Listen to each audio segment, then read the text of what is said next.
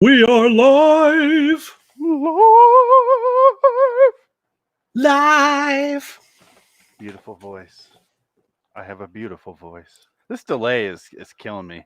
I keep forgetting Lightning crashes and we are still live. I knew Frank is late. It's a Tuesday, so of course Frank is late. And it's too late for Frank to apologize. It's too late. So Frank's not here. Fuck it, let's go. Should I just start with the theme song? Yes? Okay, I'm just going to do it. No audio. All right, here we go. You're traveling through another dimension, a dimension not only of sight and sound, but of mind. That's the signpost up ahead. Stop. Our territory. I know she's not deaf or dumb or retarded or anything.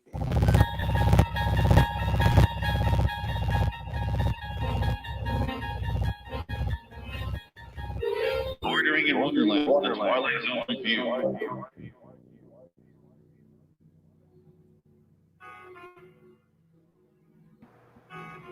Hello, citizens. Welcome to LIW, the Twilight Zone review, live from YouTube. There's our crowd. Hi, everybody. For episode 512, 90 Years Without Slumbering. And it's our countdown of the last 25 episodes we have to do for the original show. So that's exciting. I'm Phoenix West. And I'm Ann Wilcox. And I'm Frank Lynx. I'm fucking late as always. My life's chaos. I'm going to have some stupid excuse in about 20 minutes when I chime in. Anyway, that's Frank. Adam, we have a double bill today for our live YouTube audience of 512, 90 Years Without Slumbering, and 513, Ring-a-Ding Girl. I just want to say, today was a miserable experience watching the Twilight Zone. It was awful. I hated every second of it. I watched them last night. I'm like, okay, well, one thing I've noticed, we're kind of on a beat. When we don't like the episode, we ramble like fucking crazy people. And so there's going to be some ranting going on. I didn't realize the last episode that we did. All of a sudden, we're like, oh, God, we're at 2 hours. Oh, God.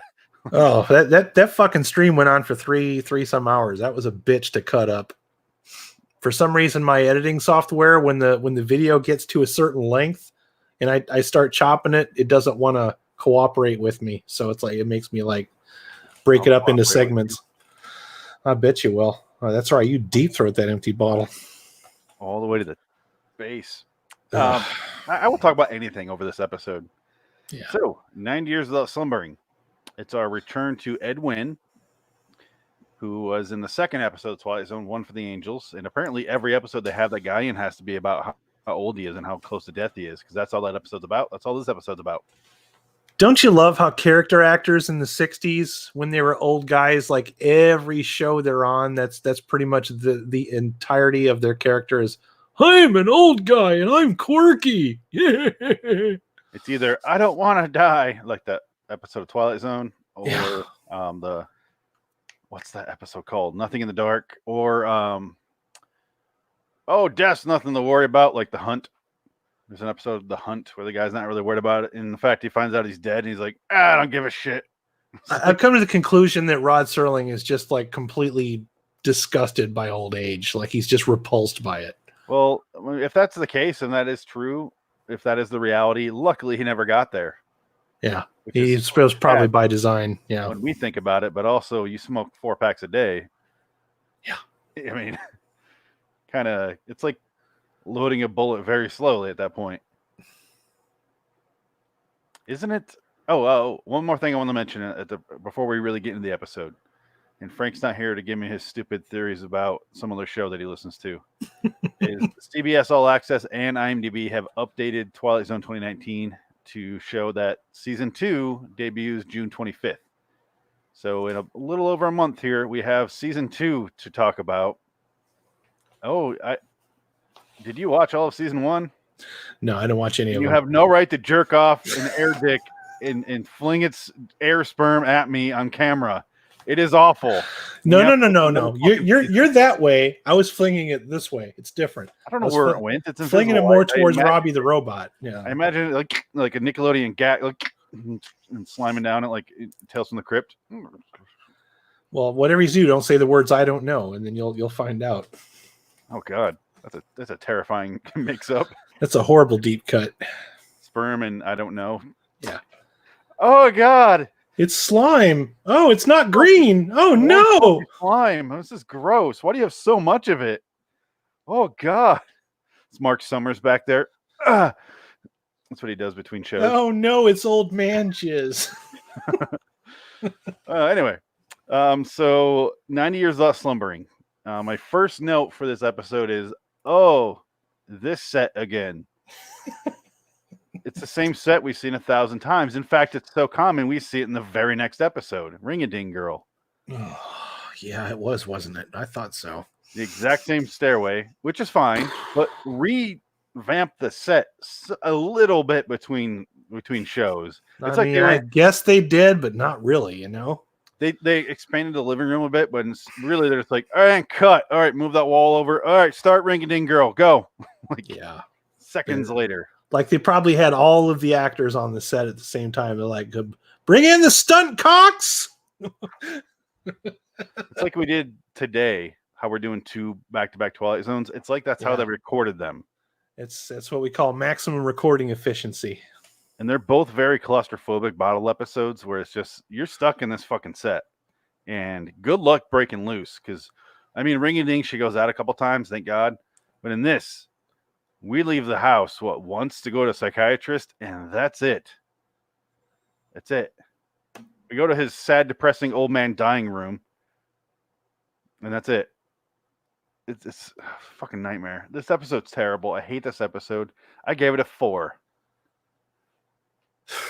I didn't really even think about a score yet. I'm going to have to wait till the end of this to even give it a score.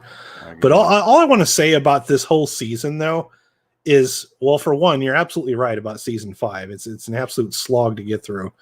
But season 5 feels like a couple of stoners sitting in a, tent somewhere, fucking, sandbagging it or fucking clam baking it or whatever the fuck they call it. And one of them hits a bong and they're like, dude, you know what would make a really good Twilight Zone?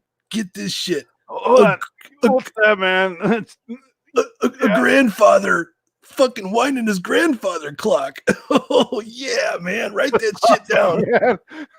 I'm like, what if the clock is the old man? Oh, whoa! Oh, and then you got Rod Serling saying, "The clock is the old man." Whoa! No, it's not my mom. It's the neighbor. No, yeah, it's awesome, man. I'm like, what if this girl had a ring and it was like talking to her, man? Dave's not here, man. But the ring's like, oh, come back home. Oh, man. Hey, back to Doritos. Oh, God. Yeah. This episode is, you start to realize the 60s are creeping into the show in Ring-a-Ding Girl. This episode, not so much. It still feels a little old-timey, especially the couple. But the next episode is very, 60s, swinging, I'm from Hollywood. And why does Rod Serling feel the need to explain the entire synopsis of the show before we watch it? It worked when he was waxing poetic about kind of tap dancing around it. Yeah, just being a little vague. This man's fixing a clock and it matters, so pay attention. Pretty much. Yeah. Like very little prose, mostly exposition saying this is what's going to happen in this episode. It's like, oh fuck, thanks, Rod. Wow, I'm really blown away by this plot now. That's 3 or 4 in a row where he's done that in this season. Just completely tells you what you're going to watch and leaves nothing to the imagination. Let me try to find his intro here. It should come shortly after this pathetic conversation. Let's set up what happens before Rod comes in here, though. Let's find Rod. Oh, here we go. All right, so Edwin is an old man. He's 76, right? And he's fixing his grandfather clock and singing a song to the fucking grandfather clock like it's a Disney movie. I immediately hated it right at the song. I'm like, oh no. Oh, we see some annoying couple. He's sitting in a chair, and she walks up to him, and she looks like, I don't know what the fuck's wrong with her. I'm like, is she okay? She looks like, oh. And he's like, dude, we got to deal with that old man up there. What the fuck's wrong with him? We have to deal with this like head on. And she's like, but. And then we find out she's pregnant later, but I guess that was her pregnancy face, whatever the fuck that was. it might have been nice if they would have told us that, because the whole time I'm thinking, is the old man bothering you? Is he pissing in your dinner? You know, I mean, it's like they're acting like he's a Nazi and he's working on his Nazi stuff upstairs. well, I mean, he was singing to his clock like it was like a romantic interest or something. It really was, you know, it was like the old guy from fucking Poltergeist 2. God is in his holy temple. What's the over-under on this guy fucking that clock? Oh, he's giving it the fucking business, dude. He's cleaning it up so he can get dirty the with ball as it swings back and forth. Because they literally say, like, you're up all night sometimes. And I'm like, yeah, we know what he's doing. He's banging that fucking clock like there's no tomorrow. I'm a grandfather. You're a grandfather. It's so poetic. You get it? You get what they're trying to say? Oh, you're me. Oh, it's just masturbation at this point. I can fuck a clock. No big deal. I mean, it'd be funnier if you were singing Time Is On My Side, but I don't know if that song was out yet by the time that episode was filmed. Let's hear what Rod has to say about it. And it's going to play a couple seconds of the clip here. And you hear Ed win, and the clock starts going. He shuts it, and then he like does a weird point at it in a second. Each man measures his time. Some with hope, some with faith, some with fear. But some Forson measures his allotted time with a grandfather's clock. A unique mechanism whose pendulum swings between life and death. A very special clock keeps a special kind of time in the Twilight Zone. Or whatever, you know. We get it. Ed Wynn's a grandfather. And the clock is a grandfather clock. Whoa, dude. Oh, whoa. That's pretty good, man. Oh, you should write that down. I don't have any pencils. Let's get some rolling paper. This story's great, man. It's the greatest story I ever heard. Oh, fuck. I just don't get the point of the episode. There's an episode called Perchance to Dream in like season 1, I want to say. That's much better than this episode, and that episode wasn't that great to begin with.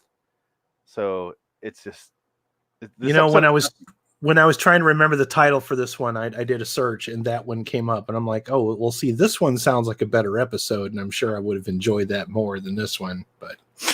Plus, that episode gives Frank a hard on because it has a cat lady in it, and apparently he's into that shit.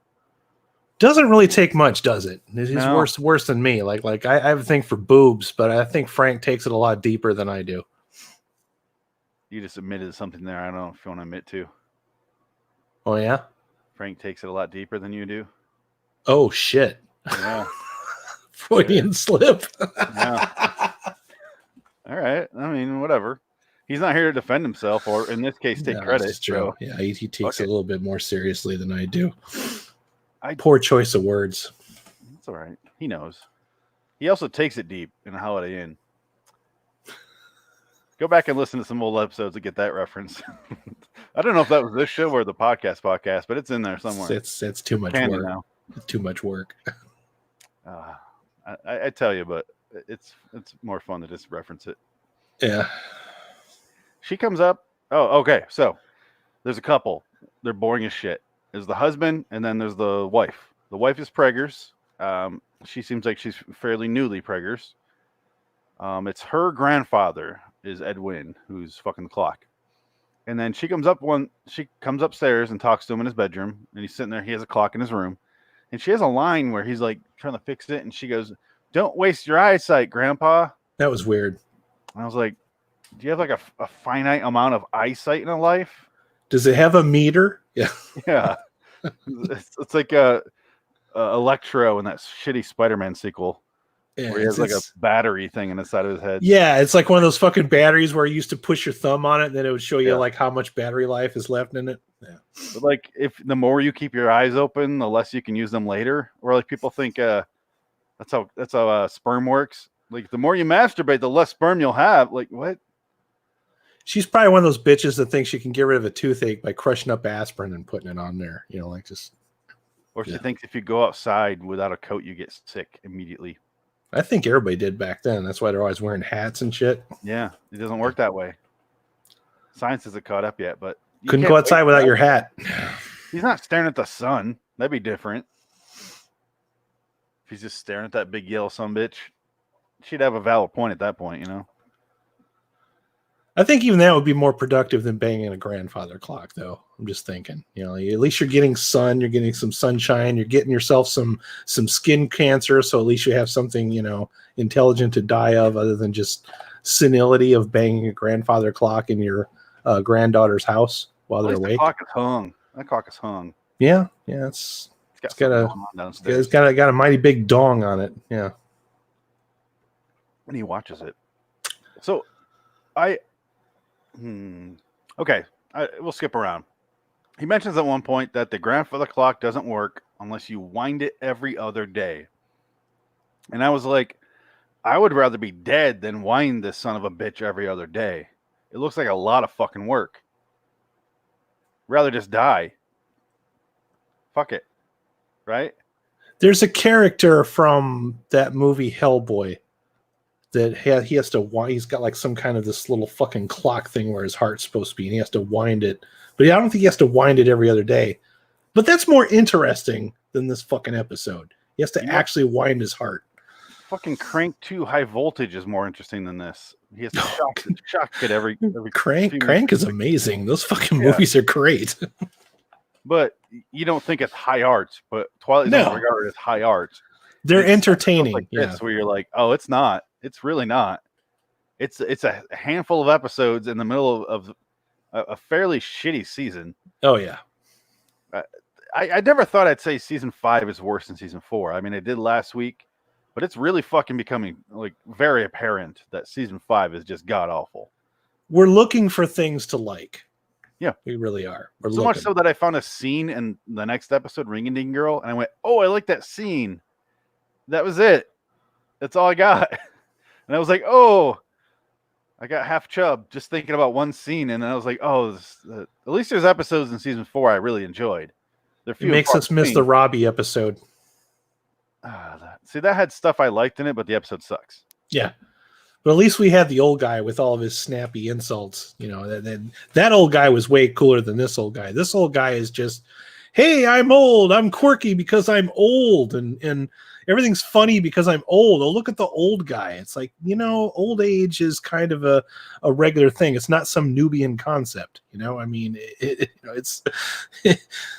Fuck that. I hate character actors that are just old just to be old. I mean, even William Hickey was an interesting old guy. He wasn't just like token old guy. He was like funny in everything that he was in, Yeah, and this is coming from Ed Wynn. Like the guy is the Mad Hatter in Alice in Wonderland, which is very fitting for, my Lord in Wonderland. The guy's the voice. He's the voice, and he has nothing to do here. Just nothing. No, this reeks of cameo of the week. And at least in One for the Angels, it was at least a sweet episode where you could tell. I mean, he felt like a pedophile in my mind, but in reality, he wasn't. But at least it was a sweet episode with a moral and a lesson, and it felt like it wasn't a waste of your time. This episode, I was at the end of it, I was like, all right, let's forget about that. Oh, I have to talk about it for an hour. Oh, god damn it! Stay awake. I love the fact that when I just played Rod's clip, it also, because I have the video up, it also played the whip pan over to Rod. And what I did was, I try to do it sometimes, but I forget. But this time, I went frame by frame. And you get some great stuff in this whip pan, by the way. So if you're on Blu-ray, go ahead and just do a frame by frame, because you'll see it's on him looking at the clock, and he points at it. He looks like he's pointing at Rod, like, you take it over now. And the camera whips around. And there's two that they splice together, there's two whip pans. His whip pan ends on a light. So you see his studio light, or it's the beginning of the next one. You can't tell. But then if you freeze frame, you'll see just a guy, like one of the production assistants is standing there. Like you can't really make out his face, but it's clearly a dude just staring at the camera. It is so bizarre that they didn't cut that out or cut the black or something. So you have to fuck with the episode on your Blu-ray to have fun with this episode. Yeah, I had to. Had to. There's no other way to enjoy this episode. It's No. not one episode. It's not clever. By the time it ends, you're not like, what? You're just kind of like, ah, that was 22 minutes. Okay, well, what am I going to do now? Oh, I guess I'll watch Ring a Ding Girl. Great. That's my prize for finishing this episode. There's a reason they put the original DVD releases were random episodes from all over the seasons. Because when you watch it, this is my first time watching it through the seasons. And I'm realizing all the garbage is at last. So I really think this show went on about a season and a half too long. Yeah, that's a fair assessment, especially since older TV shows had more episodes. It could have stopped after 4, and we probably would have been a lot better off. If I had to equate what the fuck's this called, 90 years without slumbering, 90 years without slumbering to a soup, it would be unsalted beef broth. That's what the fuck this episode is. It's an unsalted beef broth. It's not good for anything. Maybe you can make something else better out of it if you add things to it, but you're not going to just sit there and eat it with a spoon like, oh, this is the best unsalted beef broth I've ever had. Wow. No, there's nothing to enjoy. And how many episodes have I said that about recently? And I feel like I'm repeating myself, so I'm trying to think of something else to talk about. But his wife talks to him again. Is like, you're obsessed with that clock. I mean, quit fucking it. What's wrong with you? We thought you should talk to a friend of ours. And he's like, oh, the psychiatrist? I don't want to talk to the psychiatrist. You're going to take me to the loony bin. And apparently that's what psychiatrists mean, is loony bin. Yeah. That was their view on psychiatry back in the day. That was your next phase to going into the loony bin. Yeah. Or not even next phase. It's the same thing as far as they're concerned back then. You might as well be in the loony bin if you're going to talk to someone about how you're thinking or feeling. Because then he goes, and it's a doctor who seems very impatient with being a psychiatrist already. Yeah. And he's kind of like, it feels like he's trying to trick him into saying things. And you're kind of like, well, what's the ultimate goal here? What's the plan? He wanted to be a lumberjack or a lion tamer, and he got stuck with psychiatrist. That was just, what was given to him. He clearly does not care about what he does, nor his patients, nor why he's there. They talk about his clock, and then they talk about the doctor's clock. I am saying the word clock with an L, by the way. Yeah. So he just turns into clock porn. Yeah. He pulls out his grandfather clock, and he sucks. Oh, sorry. They talk about his clock, the psychiatrist's clock. And he's like, wait a minute, we're talking about your clock. He's like, what's wrong with talking about your clock? And he's like, oh, we're here to talk about you. And he's like, I could talk about clocks all day. I'll take a hot, steamy clock in my mouth. That's no big deal. And the doctor's like, dude, what? And he's like, if that clock dies, I die. And he's like, oh, that's crazy talk. He says it after the meeting's over. So they're like, let's get out of here. Oh, he waits a really long time to reveal that to people that the clock is going to die. He's going to die if he doesn't wind that fucking clock. Yeah, it's really burying the lead. Like, oh, thank you so much, psychiatrist. I'm glad you gave me a clean bill of health. By the way, I am the voice of my own God, and I murdered all my children at home. Anyway, I'm gonna head out of here. So doctor's like, wait, go back 15 seconds. What? Probably should have brought it up at the beginning. But he's like, oh, the clock dies, I die, because I got the clock the day I was born. Who gives a fucking newborn baby a giant grandfather clock? What a weird gift. Some asshole father. Doesn't he come from a long line of like clockmakers or some shit like that too? I think they kind of alluded to that, which they don't really make a big deal out of. And I kind of wish maybe they would have elaborated just a little bit more on that and less on his granddaughter having a kid. I think they kind of stretched that out a little too far. Yeah, they focus on all these areas that don't matter or don't add up, because he has a clock. His dad had a clock. His dad lived to 90.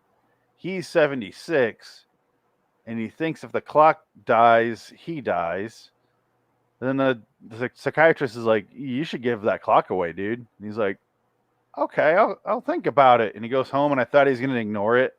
But immediately they cut to him at home, and two dudes are just bringing the clock downstairs. and banging it around. And he's like, "Hey, young fellow," the guy's 53. "Hey, young fellow, don't fucking bang the clock around." And they bring it downstairs. He sounds like an Adam Sandler character. Yeah, he is. When I do it. Then they bring the clock down, and it stops for a second, and he's like, "Oh, ah," and falls on the stairs. Like, it reminded me of Paul Rubens and Buffy the Vampire Slayer in the movie. Do you remember that? No, I never saw that one. It's a good movie. But when he gets stabbed, he's a vampire, and he gets stabbed in the chest, and he's like, it takes forever to die. And he's like, "Oh, ah, oh," and he's like kicking the wall.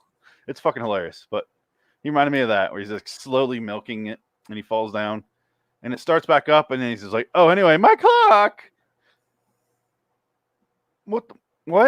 Oh, okay. Again, which brings me back to the sense of purpose. Like, okay, if he's 76 years old, he's obviously not working anymore. He's probably not going out and painting the town at night. He's obviously not married because there's no wife to speak of in this episode. So if the clock, as weird as it may be, gives him some sense of purpose, how is he bothering anyone? That's why this episode ceases to make sense. It's like everybody's so concerned about how this old fucker weirds out with his clock, as disgusting as it may be to you and I, it still gives him something to do. He's not out molesting children. He's not out, flashing people in public. I mean, he's upstairs in the privacy of his own room, making love to his grandfather clock. Leave him the fuck alone. Let him do his thing. He's not going to live forever anyway. And that's the other ongoing theme of this episode. Why is everybody in a hurry to kill this fucker off? You need to stop doing things that give you meaning and purpose and hurry up and die, you old fuck. Is that seems to be like, "Honey, can you go upstairs and like kill his joy?" That's all of it. just take away his joy in a spirits. big old box and just burn it. You're right. I don't know why they fucking care. I guess it's because he stays up all night because he has insomnia, just like his dad. And banging that fucking clock all night long. Yeah, a clock can bang all night long, Adam. I don't know if you ever spent the night with a clock, a grandfather clock. Never will either. They can fucking go. Probably because they're inanimate and they can just sit there and take it all. And don't have the wherewithal to say, "All right, dude, chafing, no more." They just keep going. As we speak, there's probably a channel on the hubs for grandfathers and their grandfather clocks. Grandfather clock cock. Yeah, something like that. Yeah. Sexy. It's happening. It is. But nevertheless, everybody wants him to part ways with this clock because the show has to happen. I guess. Yeah. It's how many episodes in a row have I just been like, words have failed me? Why? We do where I just don't know what to say. So let's fuck it. Let's keep going. This many? Yeah. Lost track. I mean, we're on 512, so I'd say 9 episodes. Yeah. Steel was okay. Yeah. It was an okay episode. It wasn't boring. I didn't really appreciate it that much, but In Praise of Pip was good. End of list, right? Is that it? That's pretty much it. Yeah. Okay. That's it. So then, what I was thinking is, if he's upstairs or he has the clock in the house and he turns it every 2 days, if he keeps this going, due to his theory, is this guy immortal? If they keep turning this thing, it seems like he'd live forever based on his math, right? I mean, or he gets so old he can't turn it anymore, and if nobody else does, he dies. I don't know. I mean, I'm not 76, so I'm not really thinking about these kind of things, but I would just seem to think that once I start getting over that 75-mile marker there, that I would probably give less of a shit a little bit more each day, just based on my interactions with elderly people that I've known over the years. I don't see anybody being protective of their grandfather clock. I mean, they obviously do things to try to extend life. I mean, everybody wants more of it. I don't. Except the dumb kids that live in his house that are related to him don't want him to have more of it or think he's crazy because he's obsessed with his clock. And I'm like, if that clock makes him think he's going to live forever, leave him the fuck alone. As long as he's not bothering you, whatever he does in the privacy of his own room with that hideous fucking clock should be his own business. Yeah, the dad seems to actively hate this guy for some reason. Something happened between these two. Or he's just like, I can't deal with that voice anymore. Let the fucking clock die. I think it's penis envy. I think he's jealous of that mammoth clock, and he wishes swinging around his room, just yeah, straight up jealousy.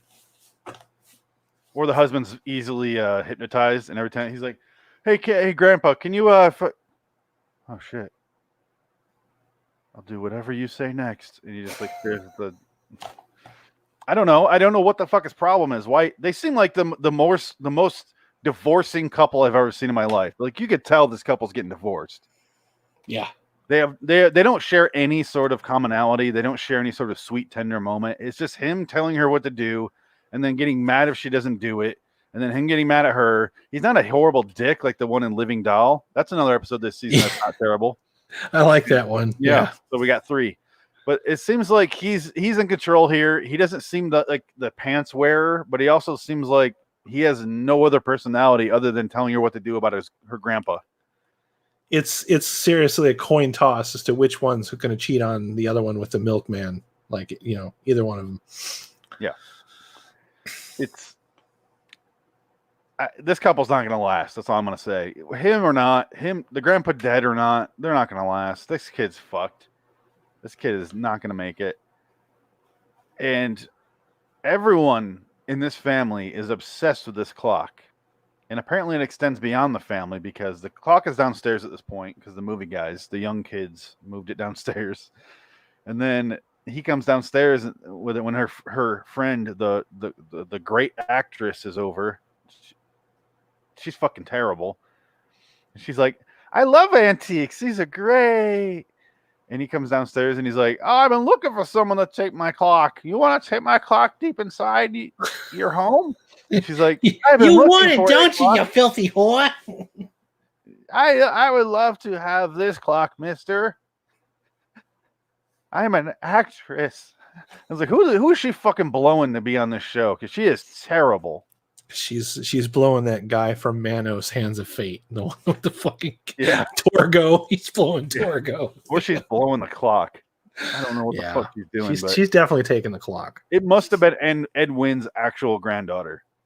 That's the only thing I could think of that would make sense. That's all I got. Because she was terrible. Then she's like, I'll take it next door. My husband will never thinks I'm a thrifty shopper. And he agrees, you can take it as long as I can come over every 2 days and fix it. And I'm like, I don't want an old dude in my house every other day just popping in to fix my clock. That's fucking weird. And, I don't want to do like I usually do with these where I'm like, it would have been better if we'd have went this way. Because this, like I said, it just feels like stoners hit the bong, wrote this shit down on a fucking cocktail napkin, put it next to the bed, sobered up the next day, looked at that and says, holy shit, I need to lay off this shit. That's fucking dumb. Threw it in the garbage and forgot about it. That's what should have happened. Yeah. But alas, that's not what happened. This whole season's probably ideas that wound up in Rod Serling's circular file because he just didn't give a fuck anymore, like you said. This was to paint a fair picture of how this episode worked out is George Clayton Johnson wrote the original episode. Some guys went over and redid the episode, rewrote it. And George Clayton Johnson, understandably, was so fucking irate what he saw that he vowed off from the Twilight Zone for the rest of his life and never wrote another Twilight Zone episode again. Off this episode? Because of what they did for this episode. Holy shit. Like, no more. Okay, bye. And he's a good writer. But so he's just like, I'm fucking done with you guys. And I'm like, I kind of get it now. Because I read that before I watched the episode. And I was like, okay, I understand. I'm glad you told me that. Because I didn't think this would have been the one. I would have thought maybe the fucking one about the Custer's military, the 7th is full of phantoms would have been the one. But maybe that's the one that started. Maybe that was the catalyst. And this was the last straw. Well, the 7th has been of phantoms was Rod Serling. He wrote that one. This is George Clinton Johnson. He says he wrote it. It's like I said, maybe jotted it down on a napkin and handed it to somebody. It feels like every episode this season so far, all but 3 that we mentioned, are like, here's an idea. I wrote it down, send it out to LA. You guys do the second draft, third draft, fourth draft, whatever you got to do. You work on it. This is Rod speaking. Go ahead and work on it. I'm going to go ahead and teach my class, and you guys have fun with that. Make it good. Anyway, I'm teaching my class, and they're over in LA going, first draft. Okay, good enough. Shoot it. And they didn't work on the scripts at all. Like, it's just whatever he wrote was fine. Because other than the fact that it's a grandfather and a grandfather clock, it's stupid that it's a clock. Other than the fact that it has the word grandfather in it, both of these names. What the fuck? Why is it still a clock? You know what it's like, Phoenix? It's like Disney's Lucasfilm can't crack the code to George Lucas. You know, like they can't figure out where those stories came from, which is why you have these questionable movies and TV shows. They can't understand. They don't understand how it works. They have the tools, but they don't understand where the ideas come from. So what they regurgitate back out is their interpretation of what they think they've been seeing. And that's where we're at with this. It's like the copy of the copy of the copy syndrome, you know? It makes sense because this season would be the prequels if we're talking about Star Wars, where it's like the creator doing a poor imitation because he doesn't understand the originals. Right, because when one becomes a parody of themselves because they've forgotten where their inspiration came from. Yeah, forgot the entire meaning of the original project. Mm-hmm. He's like, "Oh, it's midichlorians." Everyone's like, "Why?" He's like, "Because I thought of it." You're like, that ruins everything special about being a Jedi. He's like, "But I thought of it." What is it entertaining about a grandfather and a grandfather clock? I mean, I thought that was pretty fucking clever. Fuck's your problem, huh? Right? I want to see Rod Sterling talking like that. Hitting the bong, you know, it's like, where's the grandfather clock, bro? No. Don't hang up, CBS. Hold on. I told you he's a grandfather, right? Well, the clock? The grandfather clock, get it? He's got the grandfather clock, bro. These college students have been hanging out with her fucking wild, man. Anyway, I'll hit you back up next Tuesday. Go ahead and rewrite that anyway. And the grandfather clock, it just kind of goes bong, bong. Get it? Pipe, you get it? Bong, reaper, bong. I'll call you next Tuesday, all right? Sterling out. I'm amazing. All you heard the whole time is, if you'd like to make a call, please. He's so wait, I got to write this down. Hold on. Phone man makes a phone call, and he talks to the recording saying there's no one there. You wait. That's going to be like an episode towards the end of this season. We're going to be reviewing it like, remember we were joking about that? No, he wrote that shit down. Yeah. No, I know what the next couple episodes are. Okay, good. I kind of don't remember. And I kind of girl we have next. I purposely don't look ahead any farther past what you tell me to look at. I don't look what they're about, but if I recognize the name, I know. The next one's You Drive, which is about a car that haunts a man after he hits someone with his car. And then it's The Long Morrow, which is actually a good episode. So in a couple weeks, in a few weeks, we got a good episode coming up. Okay, I believe you. And then I really hope Frank's on time for Black Leather Jackets down the road, 518, because he keeps telling me it's great, and I'm like, that episode sucks. 522 is an occurrence at Owl Creek Bridge, which is not even a Twilight Zone episode. It's just a short film from France that they bought and threw on the air, which is really good, actually. If you guys want to contact Frank, you can call him at 1-900-I-SUCK-GRANDFATHER-CLOCKS. He will answer, and he will go, bong, bong, dong, all in my mouth. He'll answer. It's gonna be real weird though. And your phone's gonna be like, that's too many numbers. Keep trying. Yeah, that's my advice. Trying. One of them will go through. Yeah. Did you find the music in this episode to be the most infuriating thing you've ever heard in your life? Overly cartoonish. It is obnoxious. It was like I was watching Uncle Remus and the Song of the South. That's what it felt like. Song of the South, which if you have Disney Plus, good luck finding that. They hid that deep in the vault.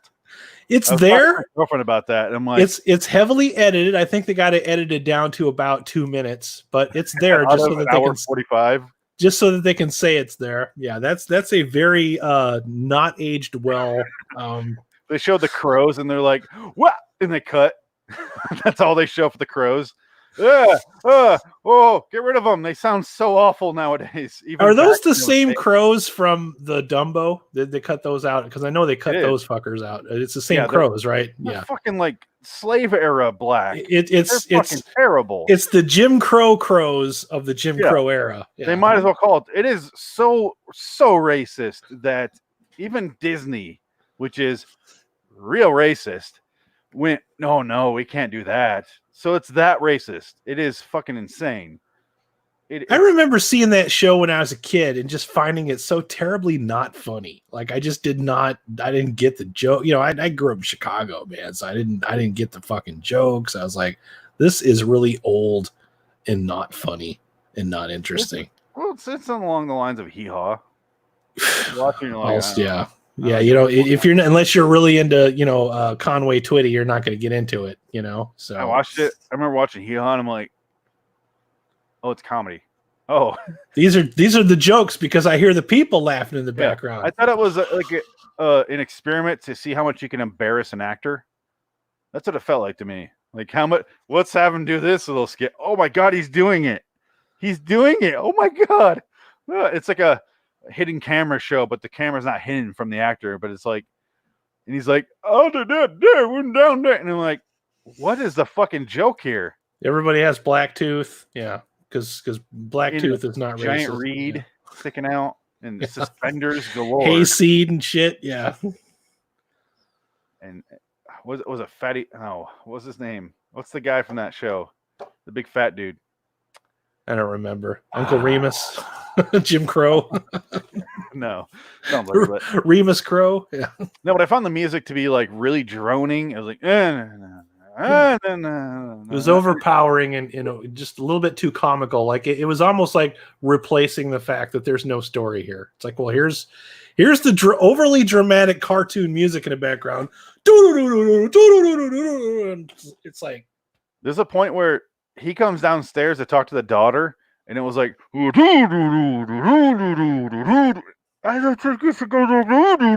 I'm like, I can't fucking hear the actress. The music is way too loud. It cuts out too late. It fades out.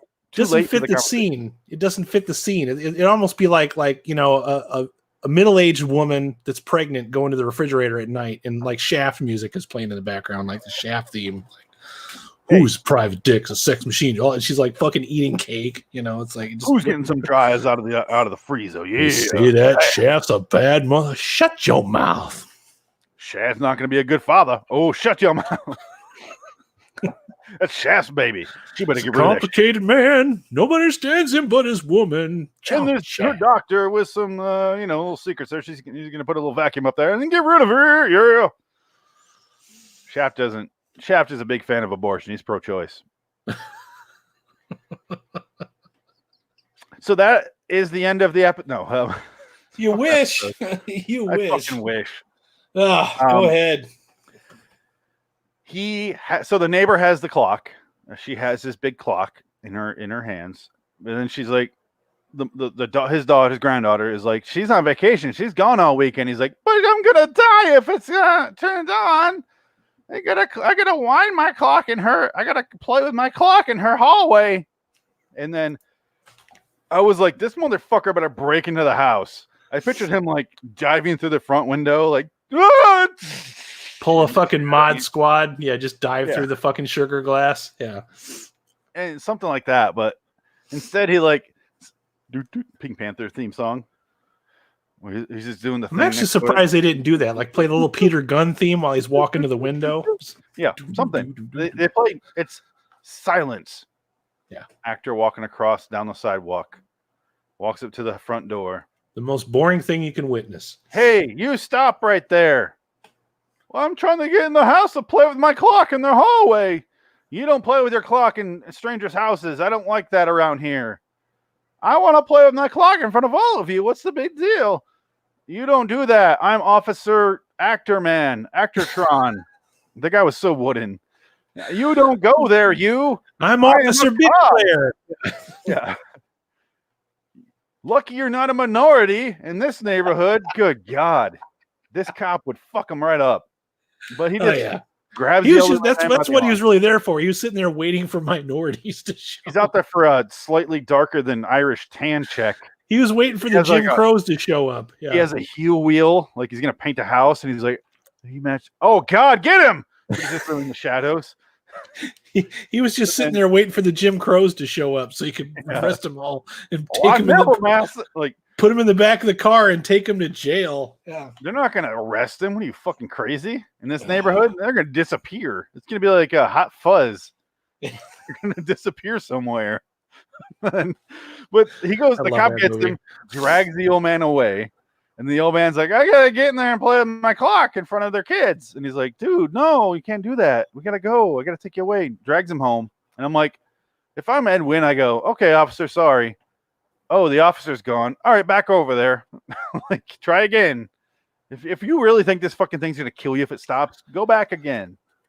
That's it. End of debate. What is the fucking mystery here?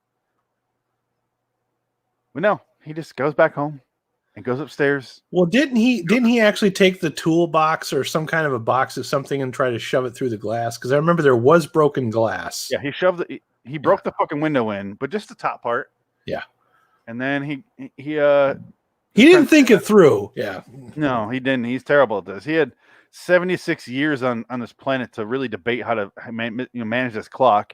Turns out the best plan would have been manage your money. And therefore, when you're old and decrepit, you don't have to worry about living with your granddaughter who's got a real clock-hitting husband and therefore kicks the clock out of the house. Literally, this episode's about a clock being evicted from a home. Yeah, I don't know exactly what the over and under for a clockmaker was back in the 50s or 60s. I can't imagine it was very high. It was very profitable. I think it would be high and profitable in like 1930. You make maybe in Switzerland, and yeah. And little pocket watches and shit like that when it was actually intricate. That's the other thing, dude. He actually has a fucking pocket watch. Yeah, but he's still staring at that fucking grandfather clock. I'm like, and okay, I thought he was going to turn over to that. Yeah, but it didn't. It didn't matter at all. It never came into play. No. It's on IMDb. One of the first pictures is that little pocket watch, and I'm like, okay, it's going to switch over. Has no purpose in this episode whatsoever. It doesn't come into play. He looks at the pocket watch so that he can see if the grandfather clock has the right time or not. Which, again, one would argue that gives him some sense of a purpose. Clock don't work right. He is going to be there to make sure that fucker is on time, unlike somebody else that we know tonight. Yeah. He fails at his break-in attempt. The cop takes him home, goes upstairs, goes to bed. This is where it gets real fucking trippy and metaphysical. Because he goes to bed in the middle of the night.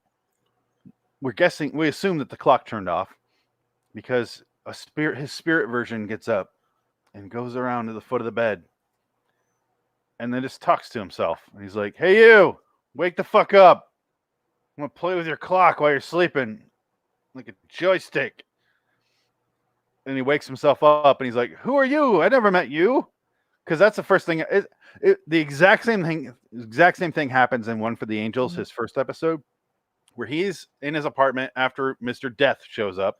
Mr. Death just randomly appears in his apartment building, in his apartment, and he's just like, "Hello, Mr. blah, blah, blah," whatever his name is. And he's like, "Hey, you want to buy a toy?" And I'm like, is that the one where Death is played by, he's played by the mayor from Jaws, that fucking guy? Is that the one you're talking about? I know him as the guy from Seconds, a John Frankenheimer movie. But if you want to go there, you're right ahead. To me, he's Mayor Larry Vaughn. But okay, gotcha. I don't know anything about Jaws. So. Sorry. All I know is Seconds. That's all you need to know. That's all you need. But anyway, so he wakes himself up and he's like, "Oh, I'm your spirit." And he's like, "Okay, well, I don't want to die. So I don't believe in this hibbity jibbity.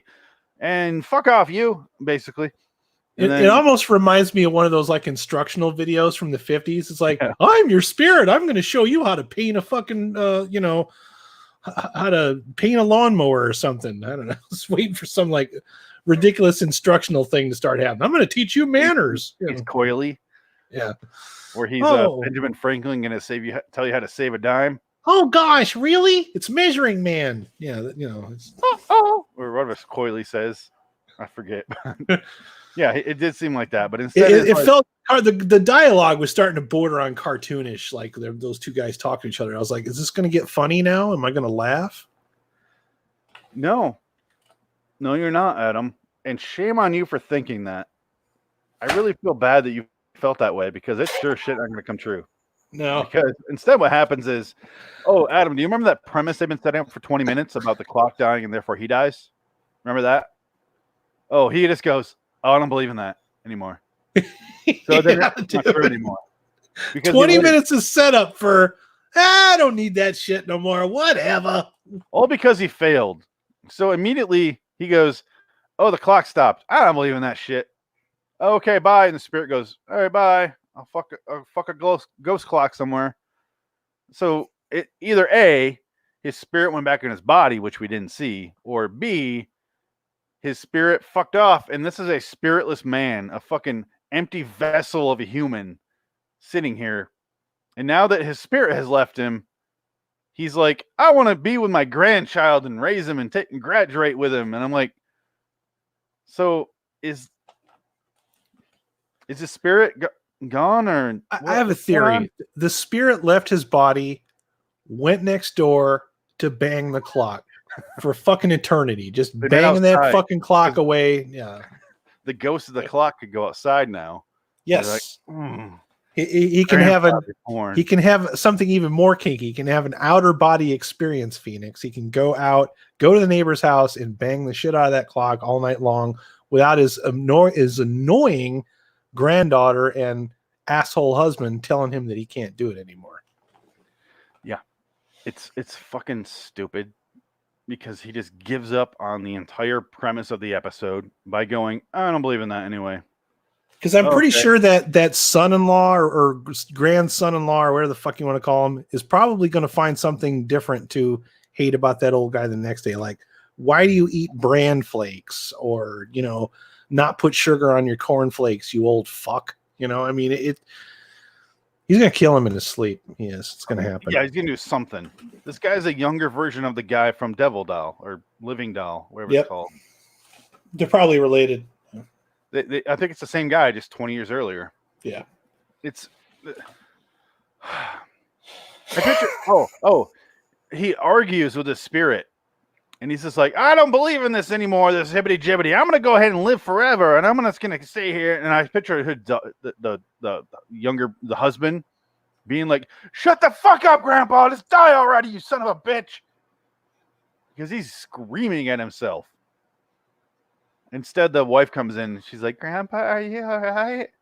I thought you were having a massive coronary in here. He's like, no, let's go downstairs. I'll get you some milk or what? Hot chocolate. That's the other thing. It's like because of reasons of TV show needing to happen, she comes in at the end of that conversation. But I would think that she would come in the middle of that conversation into that room because clearly the old guy is talking loud because he was acting in the days where they didn't have microphones and they were probably on live audiences in front of people where they had to talk really loud because the microphones were not so good back then. So no, he was a radio star actually. Edwin. Oh, okay, that explains it. So yeah, their voice was everything. So everything had to be dictated really loud so that everybody can hear my over-exaggerated vocals in these lines. To the back of throw. Yeah, that sort of thing. The shadow always knows. She should have showed up when he was arguing, but instead she waits. It's a weird jump cut in time where he's yelling and he fucks off. The spirit one goes bye-bye, and then he's like lays down like and goes to sleep, and then she walks in like an hour, 12 minutes, 6 seconds, who knows how long later. Enough time for his arms to be down by his side. The only good line he had during that argument when he was saying, don't give me that Spirit of 76 nonsense. And all it did was remind me of that Ween song, Spirit of 76, which made me go, oh, yeah, I remember that song. That was really about as far as I went with that, though. It's like the whole thing was leading up to, don't give me that Spirit of 76 nonsense. I guess that was supposed to be funny, but maybe that was just me. I guess the episode was supposed to be funny. It's not funny. Here's what we're left with. It's not a comedy. Nope. It's not a drama. Nope. It's not a morality tale. Nope. It's kind of about not wasting your life on focusing on death. I Is guess the only thing I would give it. But it has no payoff. It has no redeeming qualities. It has no fun characters. It has nothing saving it at the end. So in the end, you're just kind of like, oh, that was a waste of time. That's a good point.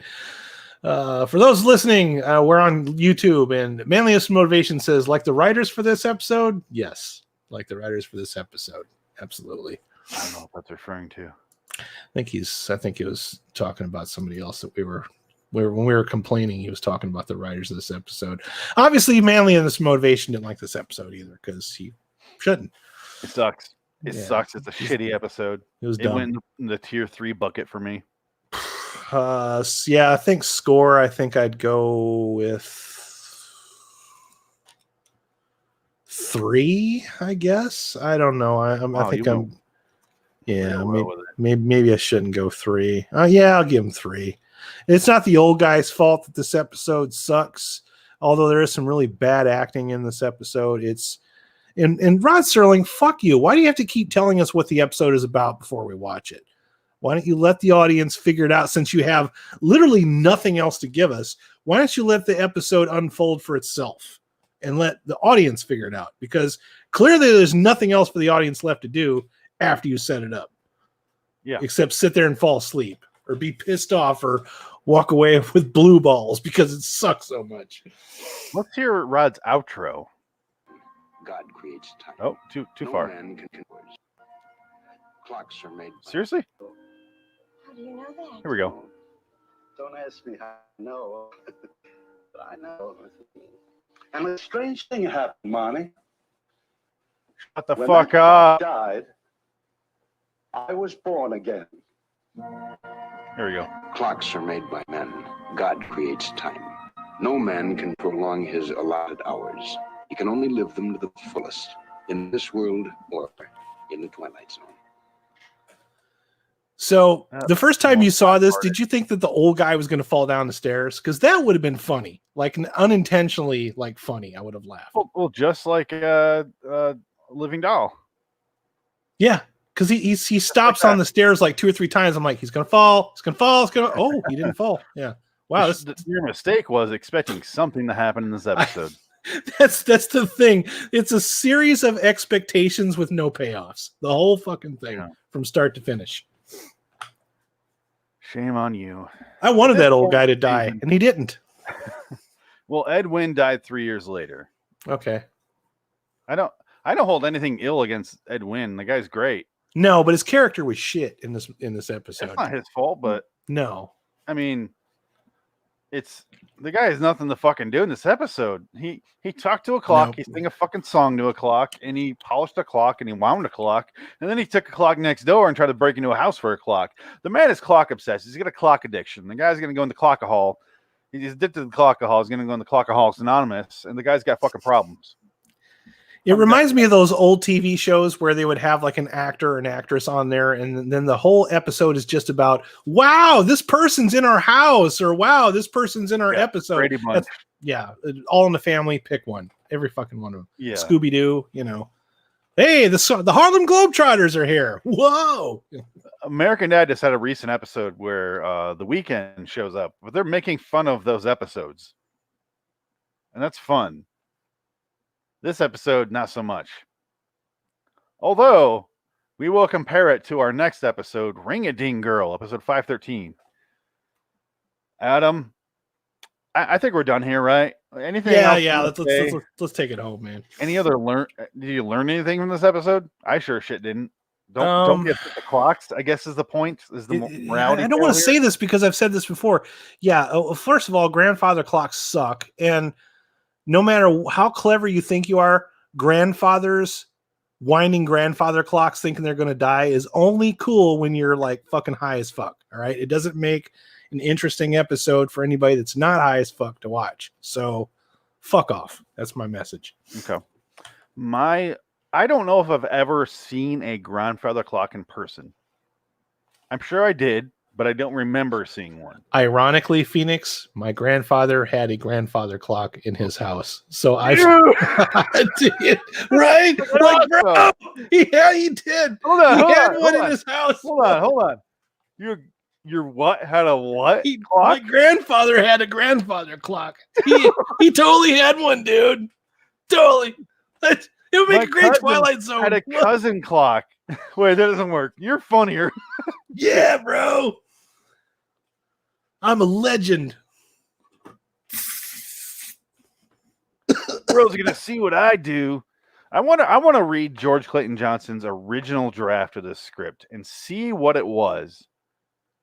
Hold on. Do you want to fill a few seconds? Do your plugs. I'm gonna go grab the book. Absolutely. So you guys can find me at RaidersOfLostFlix.com. That's www.RaidersOfLostFlix.com. I review bad movies, pop culture, and news. On Twitter, you can find me at Raiders_OTLF. Keep going. Okay. It's gonna take me a second. This week, well, this episode, obviously we're doing, but then this weekend we're doing Troll 2. So you want to show up for that on my YouTube channel, Raiders Lost Flicks, 8 p.m. Eastern Standard Time. Every Friday we watch a movie together on YouTube, and then we let you vote for a score, and then we also give it a score. Troll 2 is one that's been requested for quite some time, so we're looking forward to it. Very excited. And since I haven't found it yet, I guess I'll go LIWstudios.com. Check out the shows, check out the podcast, Loitering in Wonderland Studios on YouTube, patreon.com/Loitering in Wonderland Studios. And Nyquil and Cocaine, Adam was just on, graciously playing the Ice Cream Man. Why can't I find this fucking episode?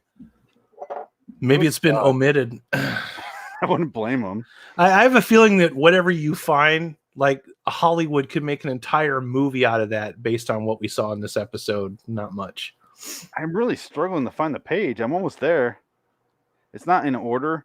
For some reason, Mark Scott Zickery didn't do the episodes in airing order, like how we do the show. Did he do it in order of when he wrote them?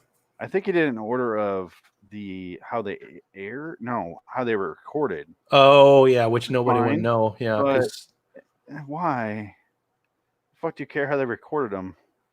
Remember when that show Firefly came out and they showed them all out of order so that nothing made any sense? Then when they released it on DVD and Blu-ray, they put them all in order. No. Okay. I just got one of my friends bought me Firefly, the entire series, which is it's pretty good. Dude, I have been front and back to this season. Okay. Seventh Man of Phantoms we did last week. Old Man in the Cave we did a while ago. Self-Improvement is a couple episodes from now. Short Drink was last week. The Masks is way down the line. Spur of the Moment. Steel. Night Call. A redo episode. Nightmare 20,000 Feet. Oh, I forgot about that one. That was a good episode. Right? Yeah, that was a good episode. Night of a Jockey. Living Doll. Sounds and Silences. What's this one? Ring a Ding Girl. It's next. You Drive. Black Leather Jackets. Bewitching Pool, which is the last episode. Nightmare 20,000 was the season 5 episode? You've only done season 5 with us. Okay. Yeah, I didn't realize that was a season 5. I always thought that was an earlier one. Night, Pro 7, Jeopardy Room, Mr. Garrity. I'm going insane right now, by the way. Caesar and Me. Where the fuck is this? From Agnes. What's in the Box? The Encounter. What's in the box? From Wander. An Occurrence. After Twilight Zone. Okay, it's not in the book. I've officially given up. I don't want to keep looking. If it's in there, good fucking God. He hit it like your memory box or your secret box in Inception. We're not meant to be in that fucking chapter. We're not meant to read about the episode. Fuck it, I'm done. Yeah. There's going to be a whole Geraldo Rivera episode about finding it. Yeah, and it's going to be like Al Capone's vault where you're going to find out there's fucking nothing in there. Yeah. That was real exciting TV to watch back in the day. Thanks. Now you're a fucking political right-winger and you're insane. You know what? It paved the way for all the reality bullshit shows that we watch. You ever seen any of those Ghost Hunter episodes? They're just as bad, if not worse. Did you see that? Holy shit, it was right behind me just a second ago. Whoa! Hold on, the audience can't tell temperature if you say it's cold. Oh, it's cold! Fuck you, Zach.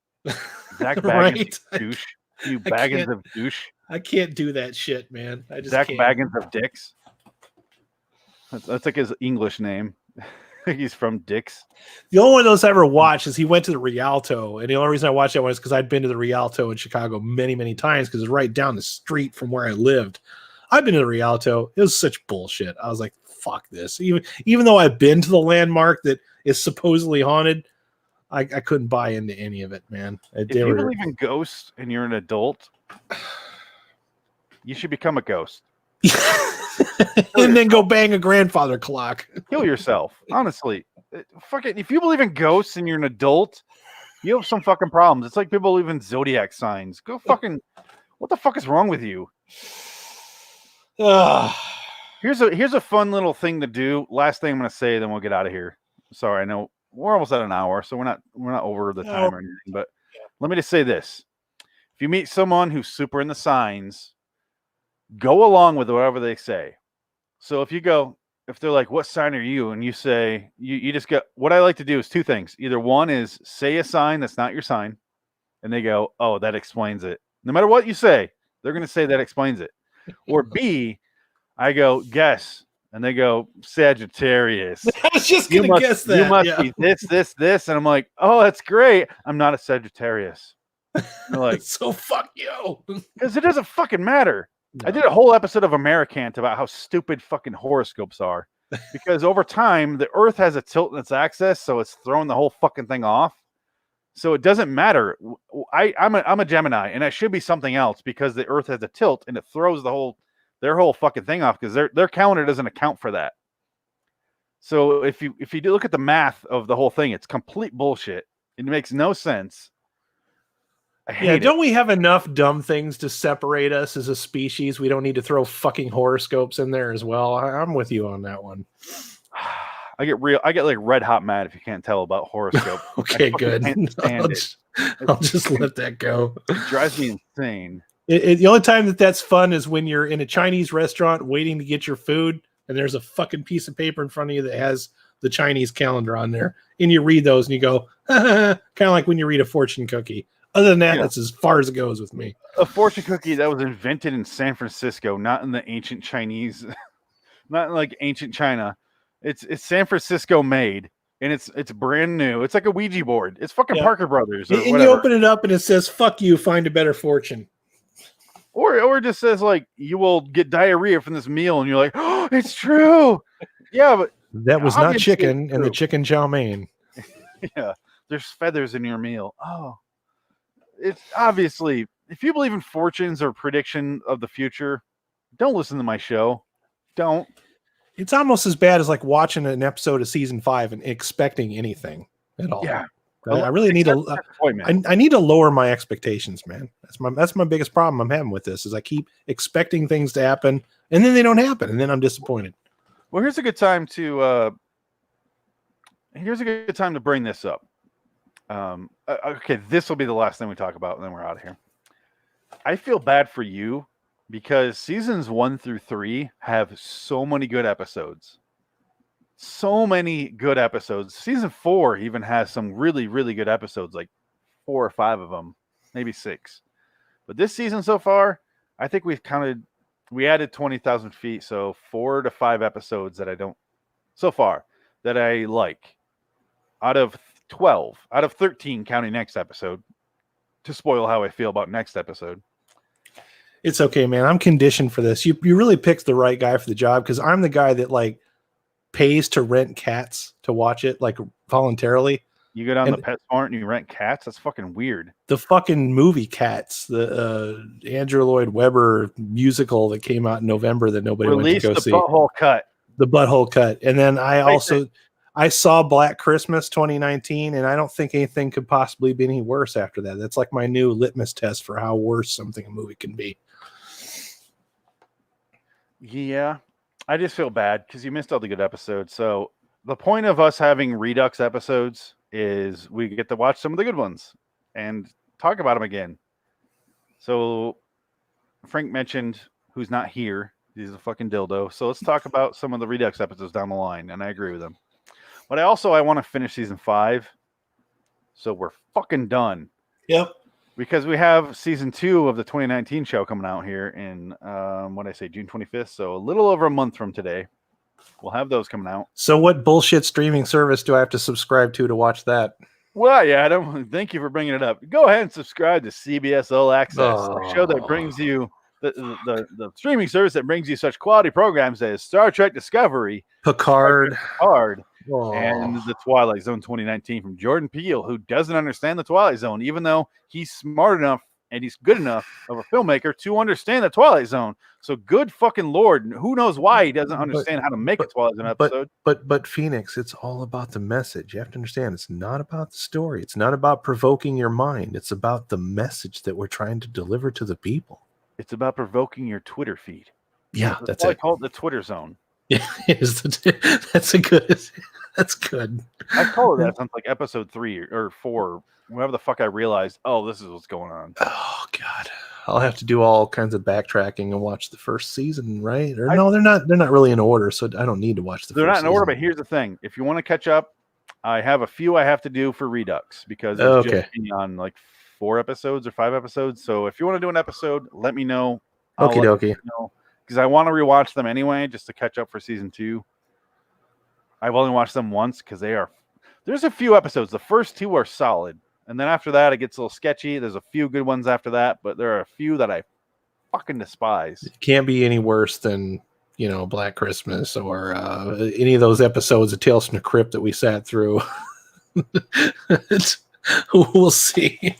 Adam? I've seen a lot of bad shit is what I'm getting at. It's worse. Yeah. Because you realize, oh, this episode could go another way. Oh, it's Twitter. You're a man, and you should feel bad for being that. And if you're a white man, fuck you. The police are bad. They will shoot the black people. And then the whole twist is the black people record the police, and the cops go, okay, we'll go away. Bye-bye. And you're like, that was just Twitter. If you are a heterosexual white male, you are the problem, and you should probably kill yourself. That's the message. So that way you're out of that box. Yeah. I mean, at this point, it's easier. You could just easily suck a dick or bang a grandfather clock. Get out of that box. Yeah. Get out.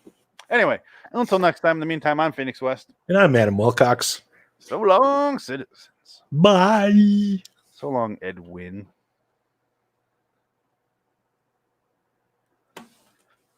All right, so let's take a short break here, and we'll be back for Ring a Ding Girl. I'm going to put the little Arnold up so I know where to cut this fucker. Yeah.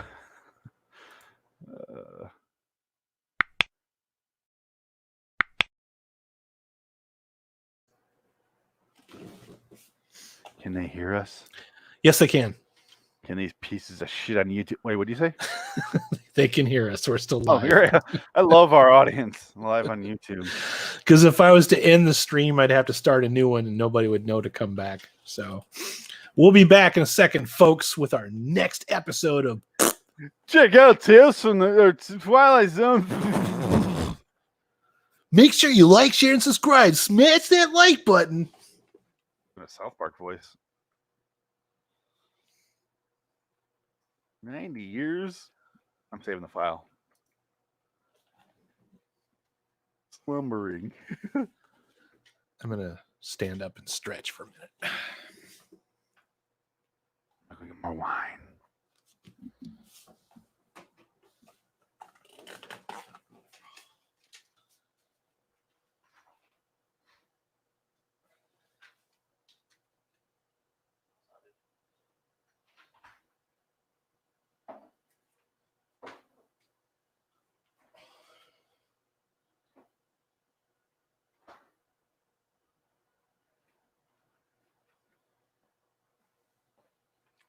I got my wine.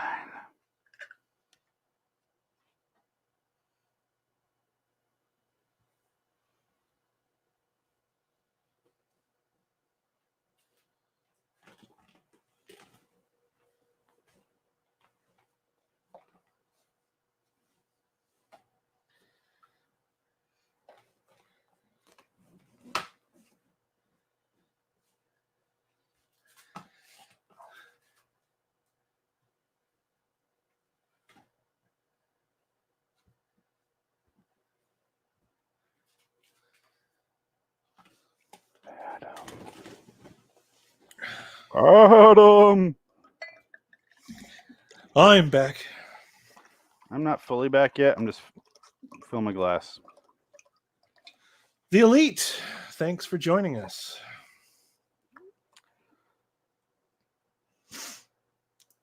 Peace, JK. Don't put us on camera yet. I'm not ready. I'm not ready. My makeup.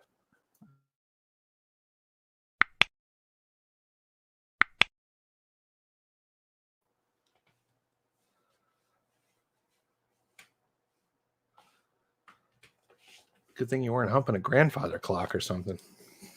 You don't know what's going on below the table. That's right. The less I know, the better off I am.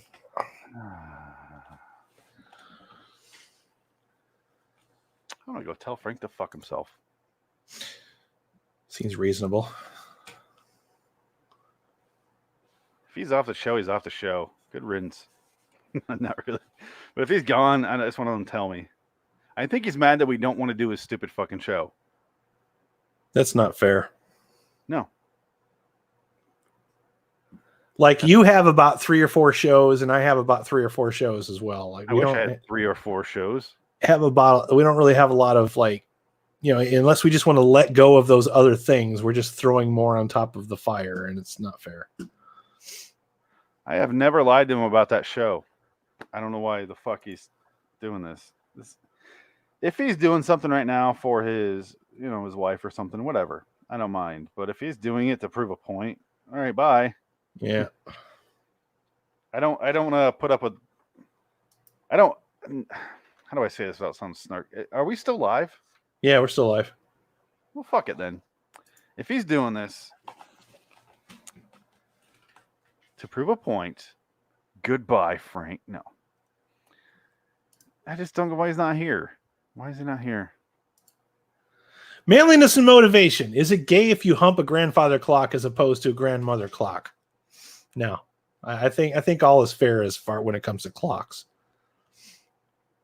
I don't think you should be judged if you hump a grandfather clock or a grandmother clock.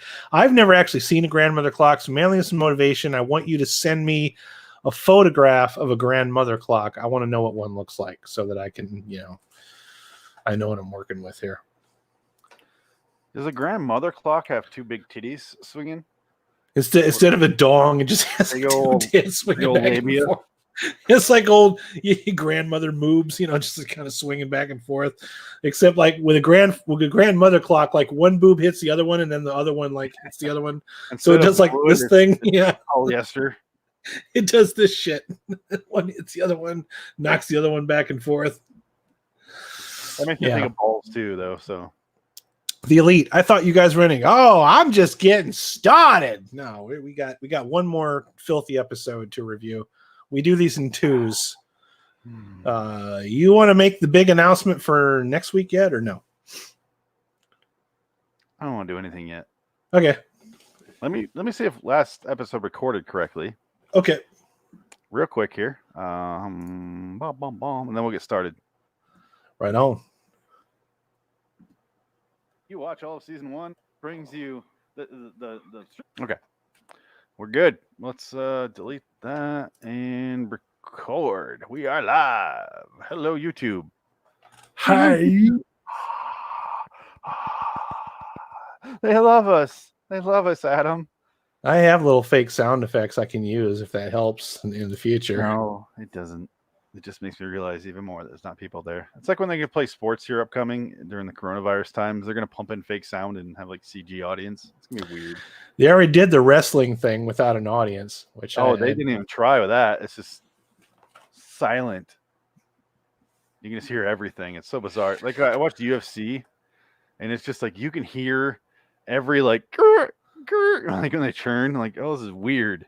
I have a lot of friends. Some of them are mutual. Like you have some of the same friends that are into wrestling. Wrestling's not my thing, but nobody had anything good to say You're talking about Pete. Yeah, I'm talking about Pete. Well, one of them. Pete's one of them, but there's like 3 or 4 other guys that are into it as well. Nobody had anything nice to say about that. I don't have anything nice to say about wrestling in general. So, yeah, I'm a hockey guy. I don't need to watch grown men do that. I just don't. I'm good.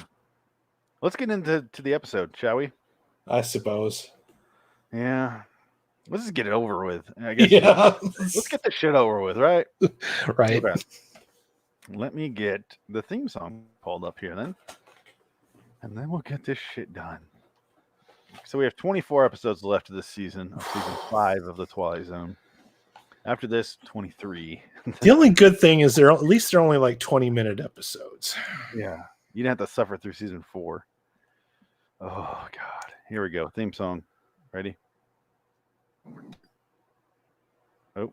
Travel to another dimension not only of sight and sound, of mind.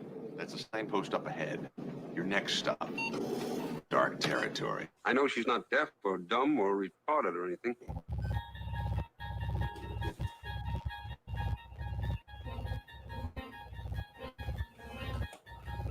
Bordering in Wonderland, the Twilight Zone review.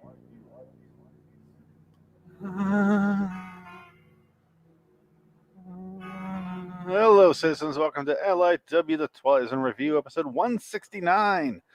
For episode 513, Ring-a-Ding Girl. I'm Phoenix West. I'm Adam Wilcox.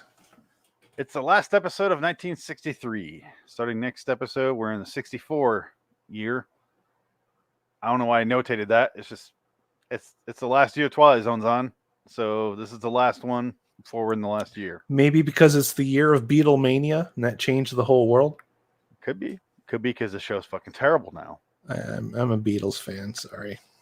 I'm a Twilight Zone fan, but here we are talking about this. This is true. I'm also that. It's like if we had a Ringo Starr podcast. That's what I feel like we're doing. Talking about the turdiest of the episode of the seasons of the Beatles. These are the Pete Best episodes. No, that'd be the lost. That'd be the 80s. We're like, oh, there's an 80s show? Oh, yeah, there was.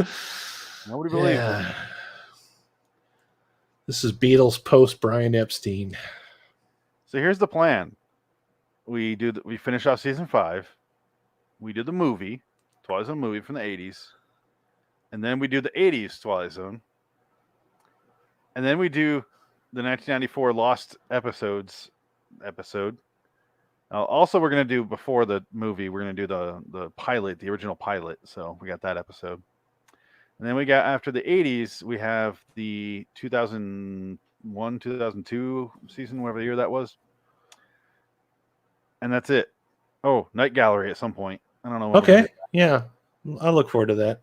Fucking Night Gallery is even worse. I know. I've seen a few episodes of Night Gallery. I know what you're talking about. Yeah, it's like 2 or 3 different running themes just going over and over again. Yeah.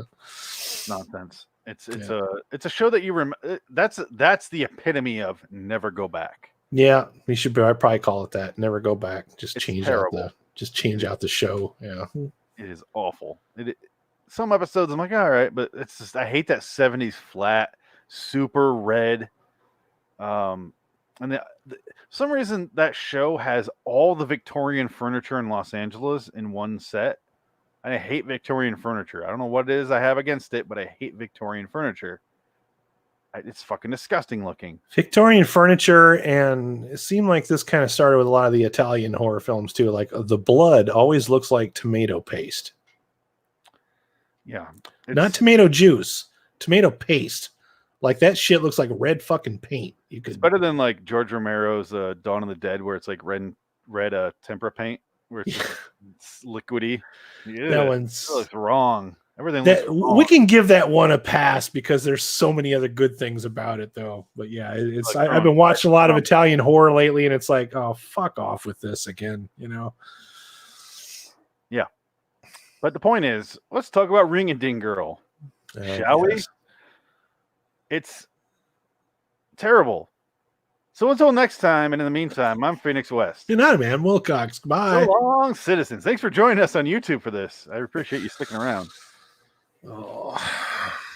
I guess let's talk about it. This episode was an episode of the Twilight Zone. It's a show, and so in the show, stuff happens. Oh. Yeah. She takes a phone call in the beginning, and then she's on the phone. It's Bunny, the actress, apparently. And she says the actress, not Audrey Hepburn. That's what I like to call her. Her name is Bunny Blake. Audrey Hepburn. And she goes, At the end of the phone call, she goes, "And Nunsville to you." I'm like, what the fuck does that mean? What? And Nunsville to you? What? Ring a ding. Ring a ding. Ring a ding. Oh, ring a ding me. Ring a ding you. You need 3 snaps for that kind of pronunciation. She's like a fucking Batman the TV series villain, you know? Excellent. No, we had Julie Newmar in one of our episodes of Lady I Think of Cliffordville, and she is a fucking smoke show. Yes, she is. She is a fucking smoke show that I might still bang because she's still around. I could still fuck that lady. Julie Newmar, and also the lady that played the original Morticia Adams. That's another one that I would run around the block with a couple of times. You look her up, see if she's still alive. Well, I'm pretty sure she's not, but she was pretty hot back in the day. She was a smoke show. Yeah. Smoke show. That's all I want to say. Yep. We are red-blooded males. We got a phone call, and she gets off the phone call, and like her assistant lady comes in and is like, "Here's some packages from blah blah blah blah blah," and then she opens it, and there's a ring in there, and she sees someone named Hildy beckoning her to come home. Like, "You come home, bunny, come home." Ring a ding, get it, Phoenix. Ring a ding. Ring a ding sounds like a bell which beckons you, and it's a ring, literally a ring. It's literally in the ring, dude. You get it. My mom's home. Dude, oh my god, hide the fucking buds. Oh, dude, put a towel under the door. She's not gonna fucking cares. Anyway, she's yelling at my dad anyway. It doesn't matter. He's fine. Oh, it's like a ring, and it rings, beckons. One ring to ding them all. Oh. So anyway, the episode is terrible, and not as terrible as last week, though. We got that to look forward to. It's not as bad as the last one, although it is in the same fucking set, the exact same set. They just expanded the living room a little bit and moved some furniture around. I think it's equally as bad. I do. I don't, because there was a scene in this episode I liked. A single scene, and that's all it took. And they left the fucking house for a little bit. And that was beautiful. I like not being in that house with those people. And there's not a guy fucking a clock. There's so much better than this last episode. Not a lot, but enough. You know what? I think they were definitely in the same set, but in the last episode, they left the house too, except it was at night. In this set, it was during the day. Yeah. So they just changed the lighting. Yeah, they fucking took the filters out of the light, turned it up a little bit. It's a different set. Nobody will know the difference. Well, in this one, she goes out and she goes to a couple different places. The last episode, he went to his therapist's office, which is during the day. And he also went outside at night to break into his neighbor's house. So he left the house twice. In this one, she leaves it for like the middle part of the episode. But point is, she's not even there yet. Let's get there. She gets beckoned by, turns out Hildy, that was in the ring ding, was her sister. She beckons her home. Her sister is Hildy, and she's talking to her son. Her son's name is Bud, bro. God, and then her son's like, "I'm not gonna do that, bro. I'm gonna go upstairs, bro." And she's like, "You gotta go do that thing, bro." And he's like, "Oh, I gotta go do the thing." And then suddenly Bunny's there, bro. And she turns around, and she's like, "Bunny!" And I was like, how did she sneak in the fucking house all silent? And this is when I go, oh yeah, this is how this episode ends. Shit. I remembered right away. Although there's one thing, Serling did not explain this one right away. So thank you at least for not doing that again. You're thanking him? For now. For now. For one little fucking detail. And you're thanking him. This is an Earl Hamner Jr. episode, who is by far the worst writer of the Twilight Zone. He has all those Deep South fucking episodes that I can't stand. Oh. Anyway, so she shows up, and she's a big Hollywood movie star, and she's talking about her latest projects, but she's here for one day to talk to her sister. And her sister's like, "I'd love to hang out with you all day." let's just fuck around for an episode and call it an episode, and let's not try to be interesting at all, and let's just do whatever the hell we want for a whole episode. And she's like, okay, cool. Let's do nothing. I'll talk to my ring, and then I'll say incoherent things to you. And she's like, okay, cool. And it turns out today is Founders Day picnic, and she can't hang out with her sister because she's part of the something, and Bud, her son, is a picnic lifeguard. What the fuck is going on at this picnic? Why is the picnic underwater? Is there a giant pool next to the picnic? If so, I didn't realize a picnic required a lifeguard. is he saving them from drowning in their glasses of wine? You mean all this time I've been picnicking illegally without a lifeguard present? Fuck. Are you wearing your floaties? Your water wings? No, none of that. Wearing a safety vest?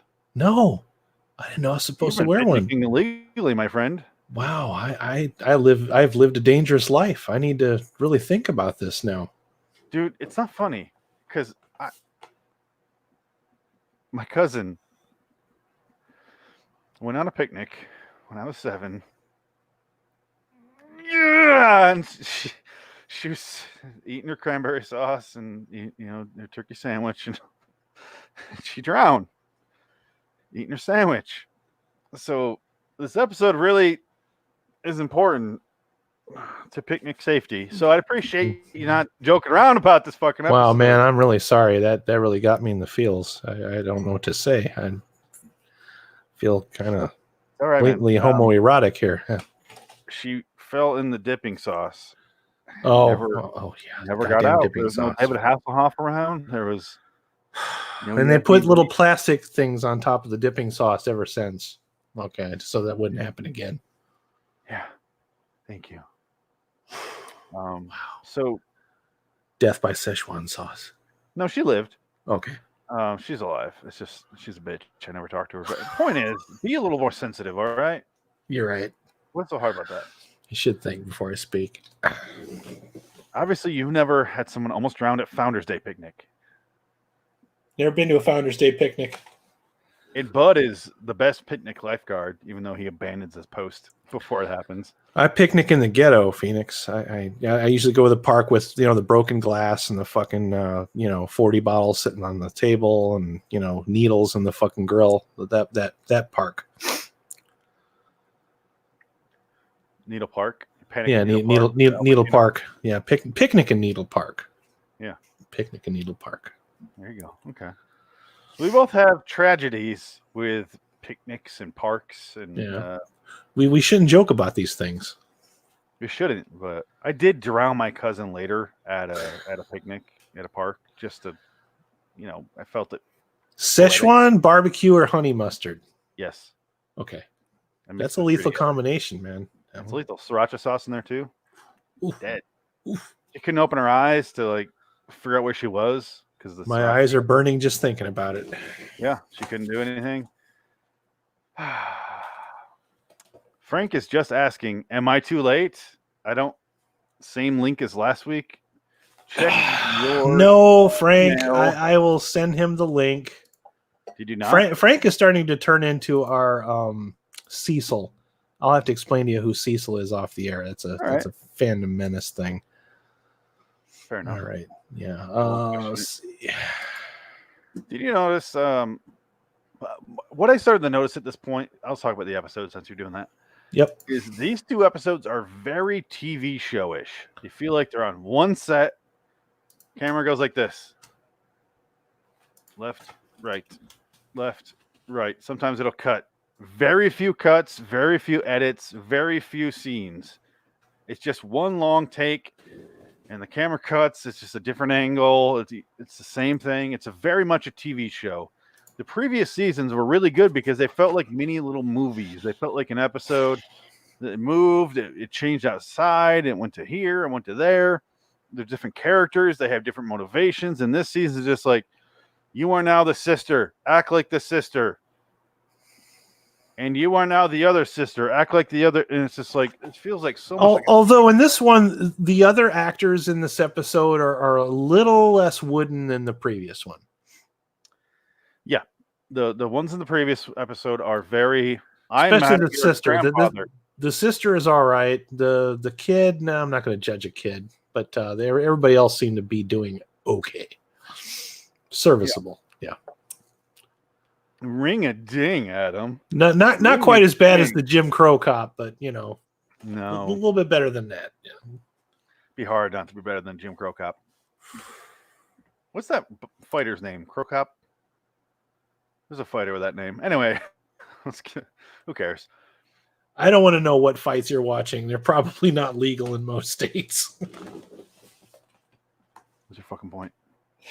Do these fights take place in a park with needles and Szechuan sauce? Loser gets drowned. Oh, okay. My cousin lost against me. You you have my curiosity, but now you have my interest. I have your respect, I think is what you want to say. Okay. Yeah. Fuck Frank. Whenever he shows up, he shows up. But the ring, the whole point is we haven't really described what's going on. The ring is like beckoning her, but she got it from a random fan.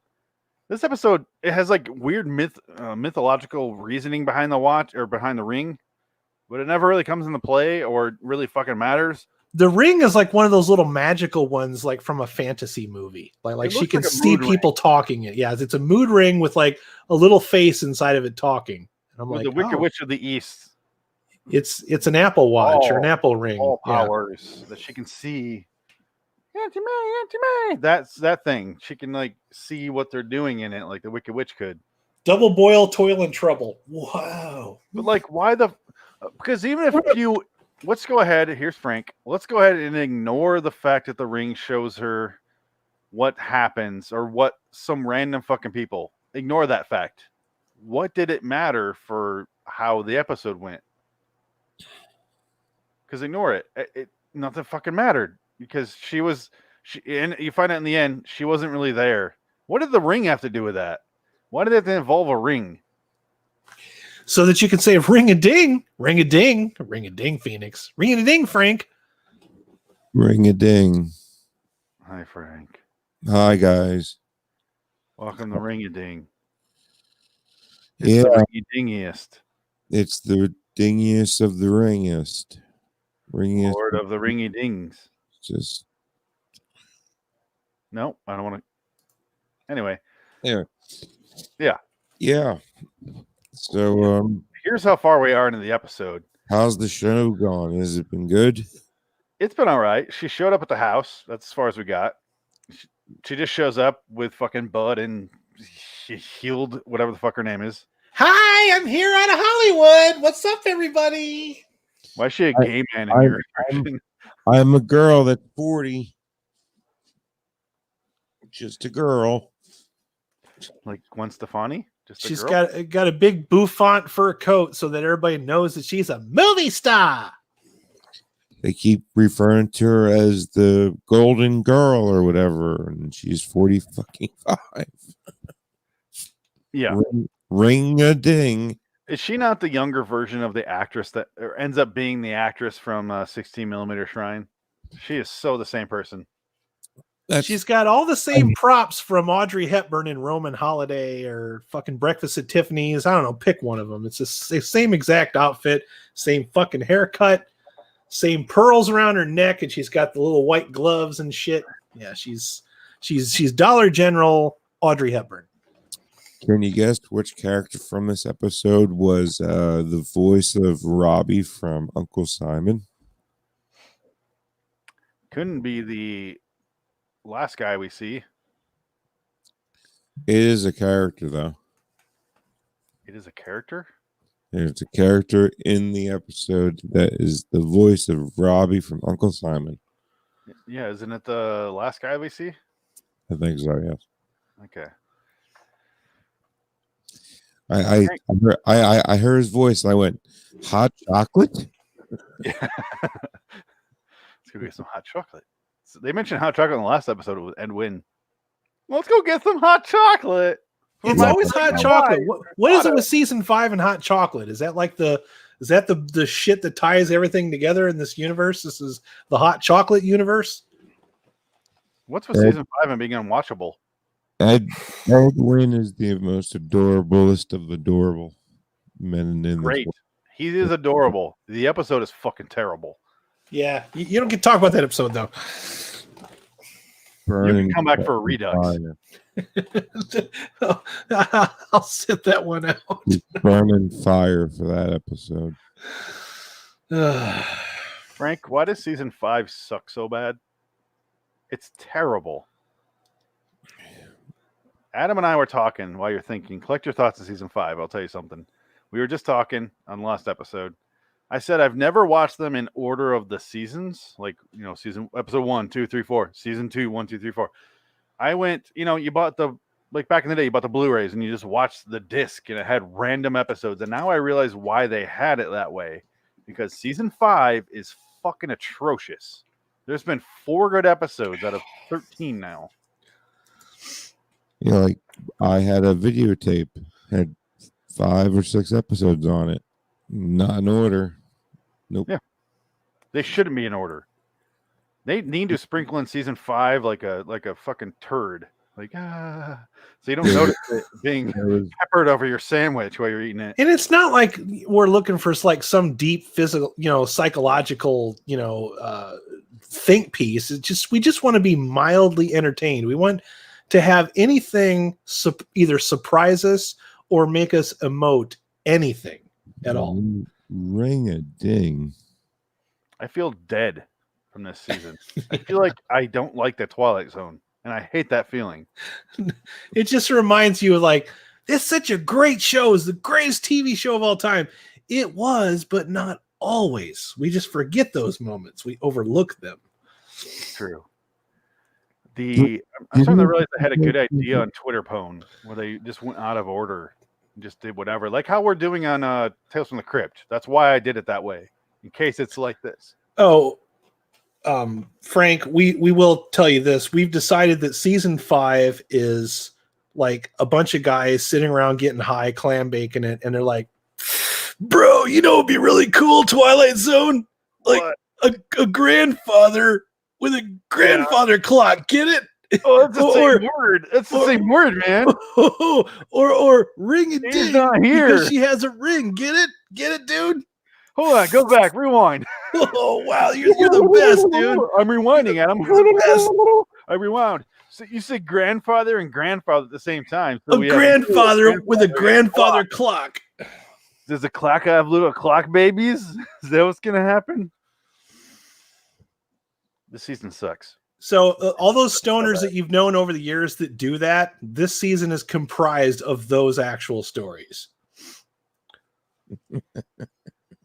It should start off that way, like a Law and Order episode. It's like in the case of stoners, there are bongs and there are stoners. These are their stories. Oh, they're gonna keep going. Bong bong. Get it? Bong bong. Can you hear that? Hold on. Can you hear that? No. Nope. Nothing. No audio, senor. So the Ring called her home. Some dude. That seemed to be commonplace, projected right into space without anyone. That will get our stream taken down. So a tableau of reality never replied to me from today. I don't blame him because last week I forgot. Oh, I feel so ashamed. He doesn't know his mic is muted. This Captain Thing. Frank, you can't play music on the show, bro. No, we're live on No, YouTube. you can't do that on YouTube. Yeah, you can do that on a podcast, but not here. Yeah. Nope, he's still playing it. Okay. He's playing 3 seconds at a time. Not Go even ahead. 3. Half. So Frank's muted. The ring-a-ding girl shows up at her sister's house, gets shit from her sister. You're still muted, Frank. And Bud is there. Her son's name is Bud, bro. It's her son's totally named Bud. Oh my god. It reminds me of weed. This episode is great. I couldn't stop thinking of Home Alone. Yeah. From who? Huh? Whose name is Bud? What do you mean? Why were you thinking of Home Alone? Because his brother's name is Bud.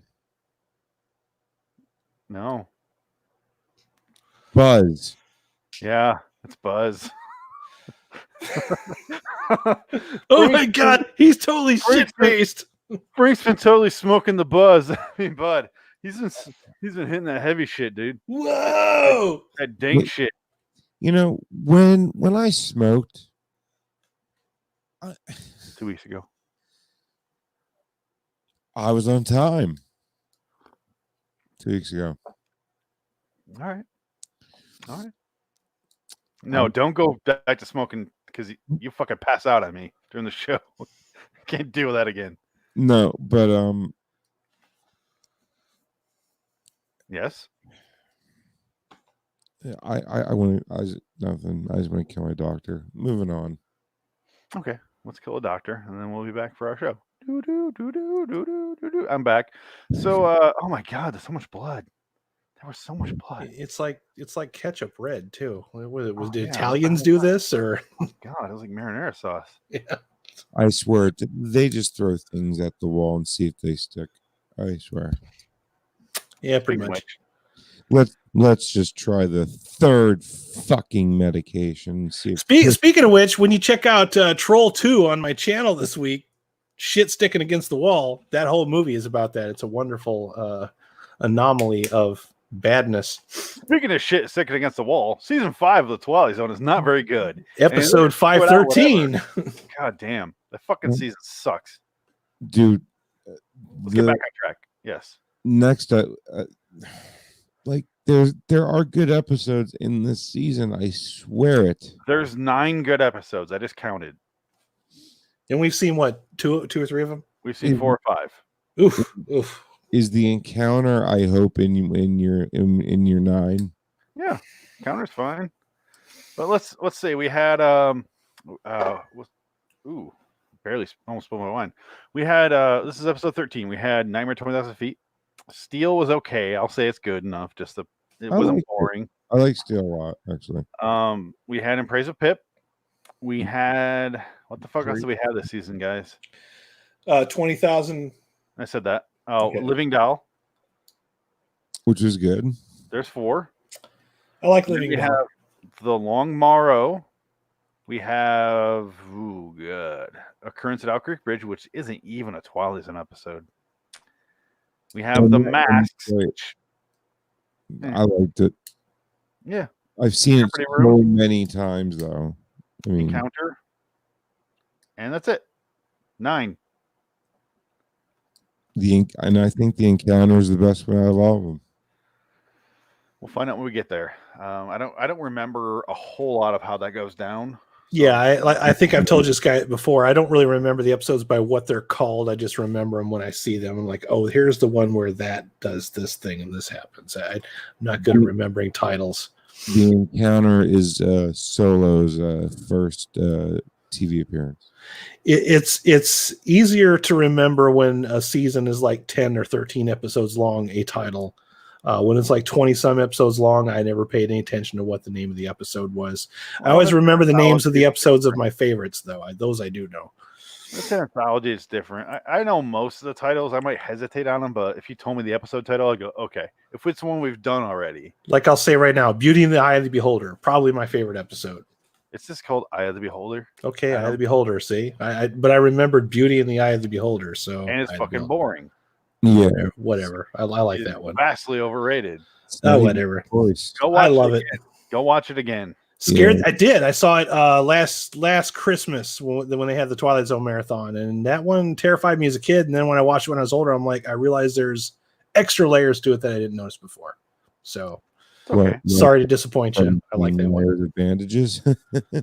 Oh, did you get it? Oh. Nah, the whole like advantages. The totalitarian society and shit that I didn't notice when I was a kid. Yes, that part's interesting, but it cuts when they get to that. Right. And that's why I said when I did the review of that, I want to watch that episode, not the one we watched. Oh yeah, fuck. Yeah, exactly how I feel about that though. I was like kind of bored during the actual episode, but I was like, oh, pig people, pig Hitler. Let's watch that. But I have seen that one recently, and I still like it. It's not bad. Yeah. I don't think you should feel bad. It's like a shorter version of They Live. You know, it's similar to that. Yeah. It's just how far can they stretch a thin little premise and then, oh my god, it get interesting. Oh, credits. You're like, oh, Well, I want to watch that. all to be fair, all Twilight Zones are a thin premise. fair. It just depends on how well you can execute it. Season 5, they get so lazy, they just flat out tell you the premise. Oh, here's the rest of the episode.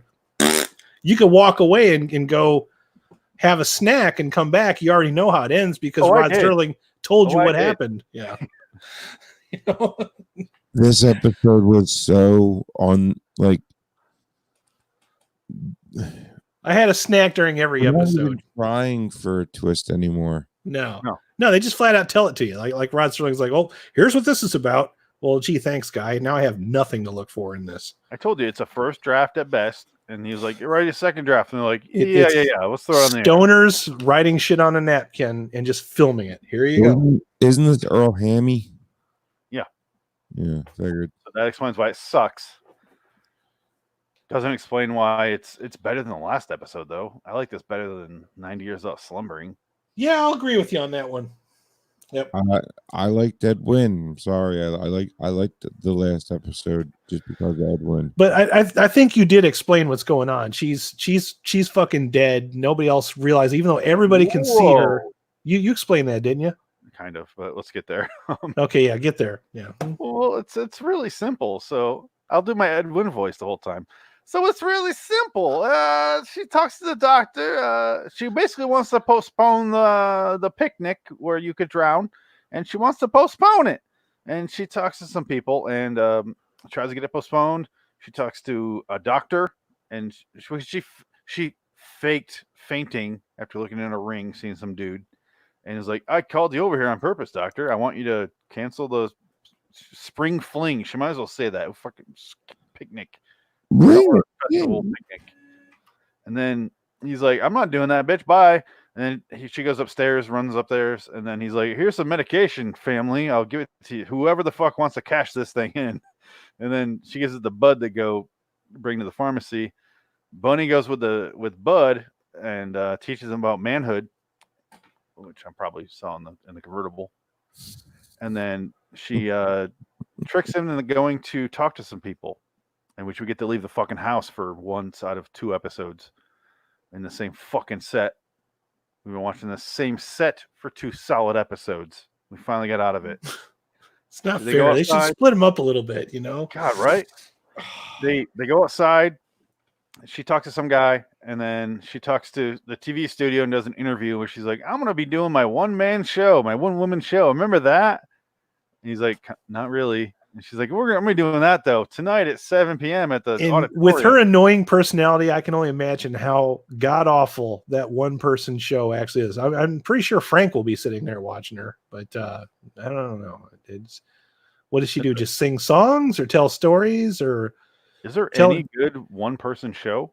Tell everybody how great she is? Or because that was my problem, is I did not like this character. I don't care how hot she was or how hot Frank thinks she was. She was fucking annoying. What Adam's referring to, Frank? Real quick, sorry. I said you would fuck her. I mean, I'd give her the pickle, but there we go. I said she rate fairly high on your Twilight Zone bangability scale or whatever. No, she doesn't at all. Good, because Julie Newmar is still number 1. I hate short hair. Hate it. God damn, Julie Newmar. I can't stop thinking about her. I don't have nothing against short hair. I just don't like annoying people. And this girl was like was like the super annoying, obnoxious Hollywood type, like the one that just lives to go to cocktail parties. Yeah. You're a consolidator, not a builder. I don't know what that means. That was the ending scene with Julie Newmar. Oh, okay. Yeah, she talks to the news studio, says she's going to set up a one-woman show if everyone wants to go to that instead of the picnic, which she might drown at. And then she comes home, but her sister's on the phone like, "Yeah, I see it on there. Why is she doing that? I don't want to go to that. What is her sister even doing? She's like a judge in the food contest or something? Who fucking cares? Do you matter?" And then she disappears. Well, she comes home and she I don't know where to start.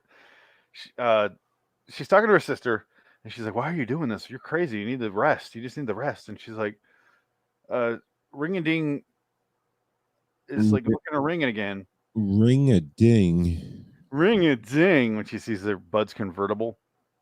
Brought to you by Apple Mood Rings. God, this fucking thing looks so cheap. It really does. Talking to her sister, and she's like, "Why are you making us? Why are you getting people to go to this one-woman show? Nobody gives a single shit, not a solitary shit about your one-woman show." And she's like, "Please." And she goes to leave the room, and she's like, "We'll be there." And I'm like, "God damn." Please like come to my show. I'll suck your grandfather clock. I'll suck it clean. I'll wind that thing twice a day. I'll suck it till you're out of time, baby. I forgot to wind my clock. I'll wind it for you, Frank. I'll wind that clock. Wind up real good. Missy winded it for me. Oh, your wife. Great. She opened the door and she's like, "Really? Again?" Like, what is it with this thing? I looked up. I'm like, "Oh no!"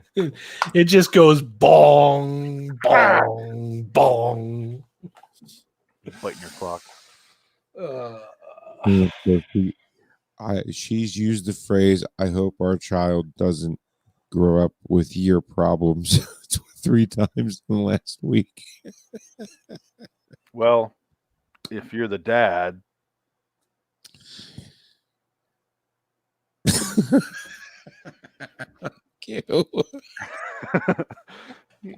You get how this Let me tell you about the birds and the bees and the flowers and the trees. So it's a track, and if you're leading that train down the dark territory, Casey fucking Ryback can't even say that, kid. It's gonna have your problems. Casey Ryback. That was a deep cut right there. I'm sorry for the kid already. Just a lowly cook. I wanted to do more Under Siege 2 references, and I wanted to insult you. I don't really think your kid is fucked. I just want to do. I picked up on it right away. All right. No, he is, dude. He really is. Fucking Steven Seagal. Fucking earthquake in midair. Michigan. Steven Seagal's still alive. Yeah, he's there is no God. No. Him and Wesley Snipes, it's like battle of the direct-to-video releases. Why am I trying to quit smoking weed when Seagal is still alive? Okay, why should I try to be healthy when Seagal is still alive? I have to confess, I watched the Badass Saga. I think there's like 5 of them, and it's Danny Glover and Danny Trejo. Yeah, and I have no regrets. I enjoyed those movies. They're fucking terrible, but I enjoyed them. God damn it. If you need a Mexican in your movie, dude, just know who to call. Old guys pretending to be in an action movie, going directed to video, no fucks given. Let's shoot the shit. Keep going. Yeah. I bet you I can get Danny Trejo to show up behind me one of these episodes. I bet you could. And just walk in and be like, or he did like he's doing it lawyer commercials now. Yeah. The guy has no limits, man. I love the guy to death. I do. He said he will do awesome. any movie to help out like student filmmakers. He has a very big heart. Yeah, he has a very huge heart. He seems like a sweet fucking guy. Johnny 426. He's a stand-up guy, and this bar is for bikers and truckers only. If they make another Machete movie, I'll be the only asshole in the theaters watching it. I don't even care. Welcome to the Titty Twist. Yeah. Oh, Danny Trejo, please be on our show. Yeah, it's even more pointless if he just shows up behind me and doesn't say a word. just walks up to the microphone, just starts talking about whatever the fuck he wants to talk about. Not even microphone, just like to the door, and that's it. Just kind of stands there. Guest star, and nobody believes me. Raise your refrigerator. Let's do it. Oh my god, guest star Danny Trejo's behind me. No shirt though. He has to have. And now the whole episode will be about Danny Trejo, kind of like a Twilight Zone episode where we just have a guest star and we kind of write some bullshit around the character. I guarantee you, I could book Danny Trejo for this show. I guarantee that I can do it. what I'm saying. It's not Challenge hard. accepted, sir. All right. Challenge accepted. Let's find a good episode for him. I've Let's gotten do more a. famous people on my show before. Yeah, let's not make them sit through the Audrey Hepburn knockoff episode. Let's get them on one of the better ones. The Encounter. He'll love it. Yeah, I'm sure he's seen a couple episodes of Twilight. He's probably even come up with better concepts than this bullshit. I can't believe he hasn't been in one. Yeah, Not yet. Not June yet. 25th. There is time. Yeah, there is We time. broke in the last episode. I went on the CBS All Access page and IMDb, season 2, June 25th. He isn't one? No, not him, but He Twilight will Zone be. is back. Give it time. It'll happen. Yeah, he They will be. officially announced the release date for Twilight Zone season 2, June 25th. He will be. What He will be. what was that episode called again? Oh, The Gift. We should show him The Gift. Oh God. He's like, it's nothing like this. No, not at all.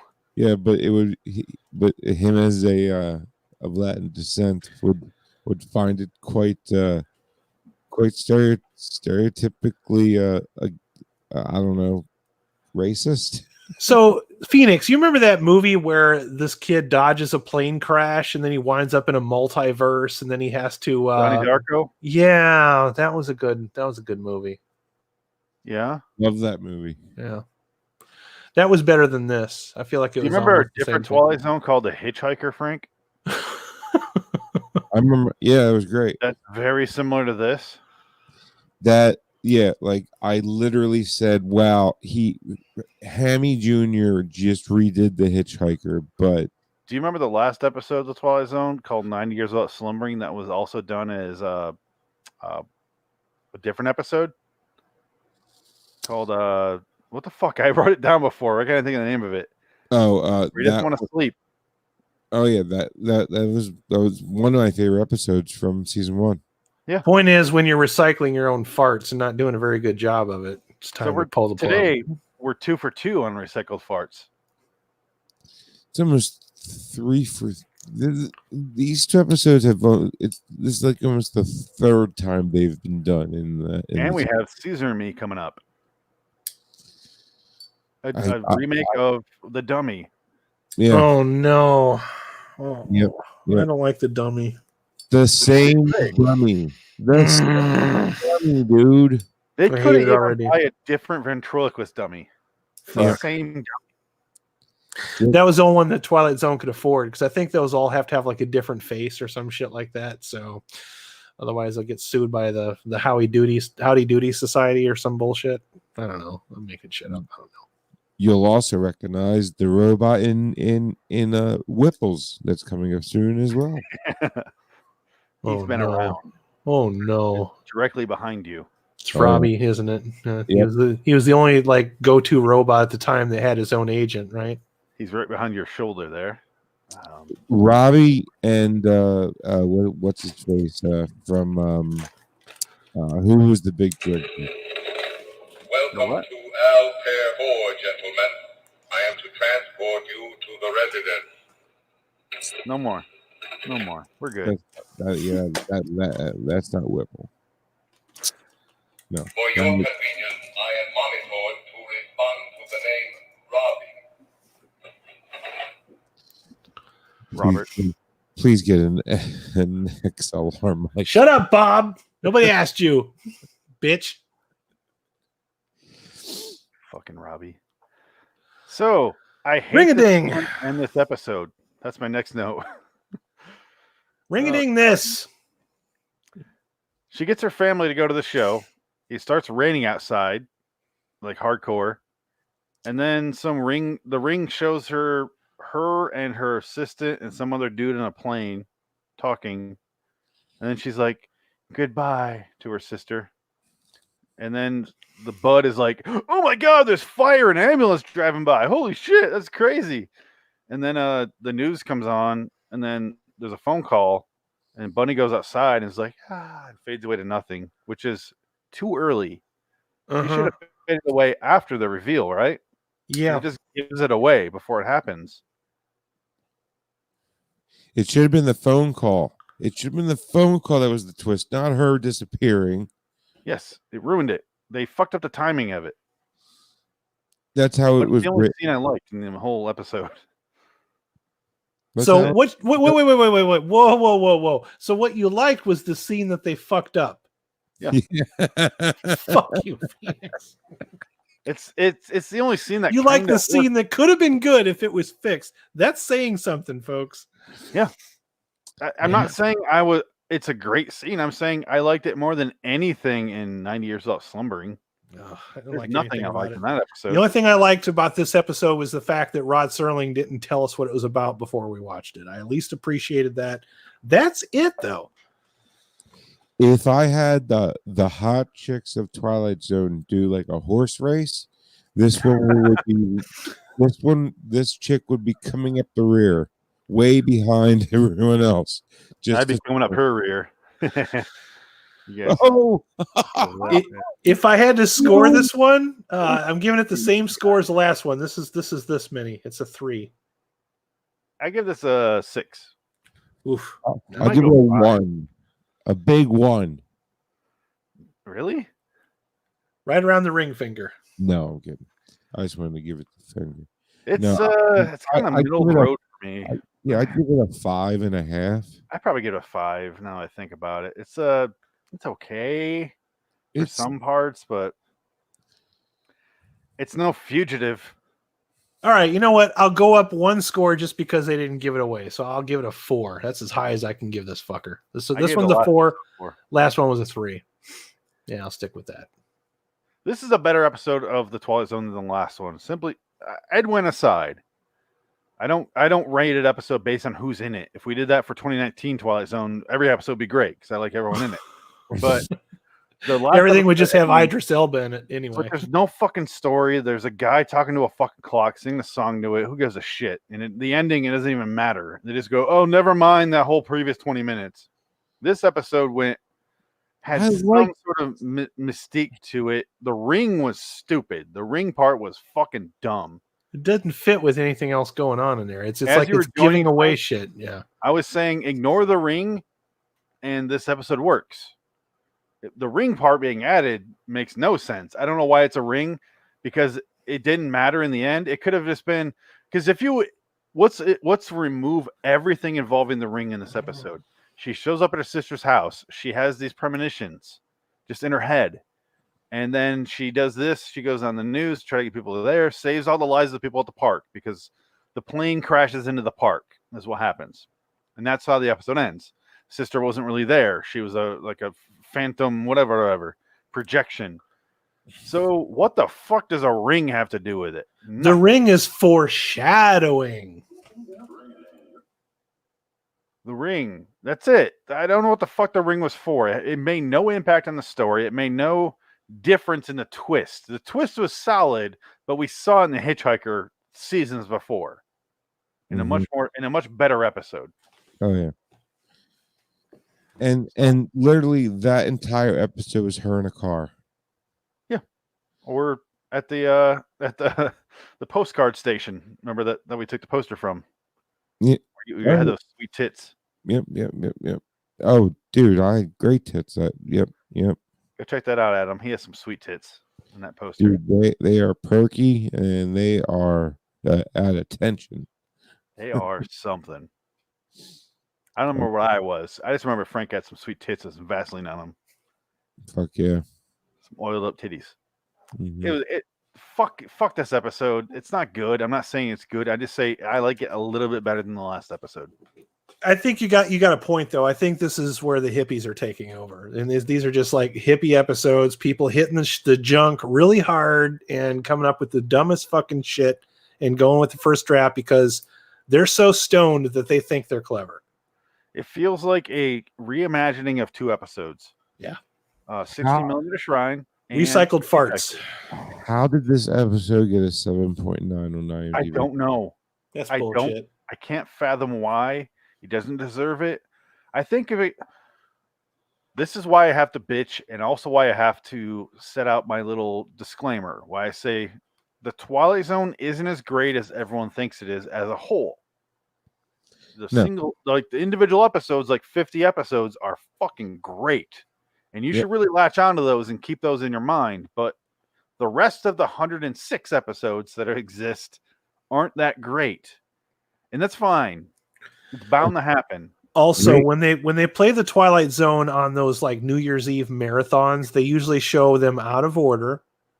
They show the best episodes first, so that by the time you go to bed or pass out from all the drinking you've done or whatever, you don't realize that shit's on, or you start watching it and you pass out and you dream of a better episode. Because sometimes when you ever do that, you like watch a TV or movie and you kind of finish it in your brain after you pass out, like the show ends a certain way, and usually your version's better than the one that you actually watched. It's never happened to me. Yeah, okay. Well, I did it with Donnie Darko. Ironically, really, that's probably a whole episode by itself. I would like to hear the rest of that story. I wrote a short story about it. Okay, I'll have to check that out. Can you read it now? No, I don't have it on me. It's somewhere. Let's savor that for another time. What I will read is Mark Scott Zickery's desperate attempt to like this episode. Oof. Is he defending it really? I can't imagine. I didn't even read it in the last episode. Shit, I'm still in 90 Years Out Slumbering. Yeah, you never did find that one. I just found it right now. Oh, you just fuck. Did you just open right up to it? Yeah. He was looking for it. I was like stalling while he was looking for it. Found it right away. You old bitter old fuck. Oh God, I looked for it for so long. What are we looking for now? Ring a Ding Girl. What page? It's almost like it. Oh, bro, it's like an episode of the Twilight Zone. Right? You were looking for a chapter in a book, and then it fucking disappeared. Holy shit! And then it like showed up an episode later. Whoa! Okay, here we go. Ring a Ding Girl.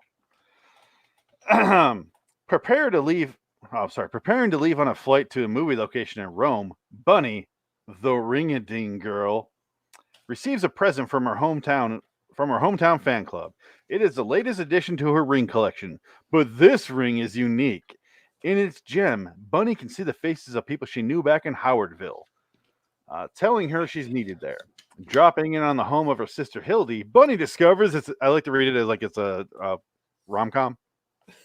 It sounded like you were being Dr. Seuss. And all the house in Howardville were Bunny discovers it's the day of the annual Founders Day picnic. Seemingly on a whim, she asks Dr. Floyd, Dr. Pink Floyd, a chairman of the Founders Day committee, to postpone a picnic for the day. He refuses. So she then goes on TV to announce she will be performing her one-woman show in the school auditorium today only. The people of Howardville must choose between going to the picnic or seeing her. Hildy can't understand Bunny's actions, seeing them as merely the selfish acts of a spoiled Hollywood star. Just prior to her performance, though, Bunny disappears. All becomes clear. A jetliner bound for Los Angeles to New York has crashed on the picnic grounds. Why the fuck are they overshooting the runway that far? Thanks to Bunny, most of the people dying in Howardsville are safe in the auditorium. But Bunny herself is dead. She was a passenger on the plane! I was going to say, like, is Howardville, like... That's it. That's his entire follow-up. Sorry, go ahead. Oh, I'm sorry. You read the follow-up. My bad. No. This is it. So he overshot the runway, guys, because the pilots were up front clam baking it right in their own episode of the Twilight Zone, and they got too high to pay attention to their instruments, and whoa! I didn't know Howardsville was in Westchester, because that's about the only way that her plane is crashing into it from Los Angeles to New York. That's it. It's the only way. This is all he had to say. This is all Zickery had to say about this episode. It's a paragraph, half a paragraph. Can I read it? Can I read it? You can barely read. I know. Fine. No, I don't want to take this away from you. Go ahead. If you want to read it, go right ahead. Yeah. Just actually read the words that are there. Okay. Okay. Earl Hammy. That's not what he. You already went off script. Good God, man.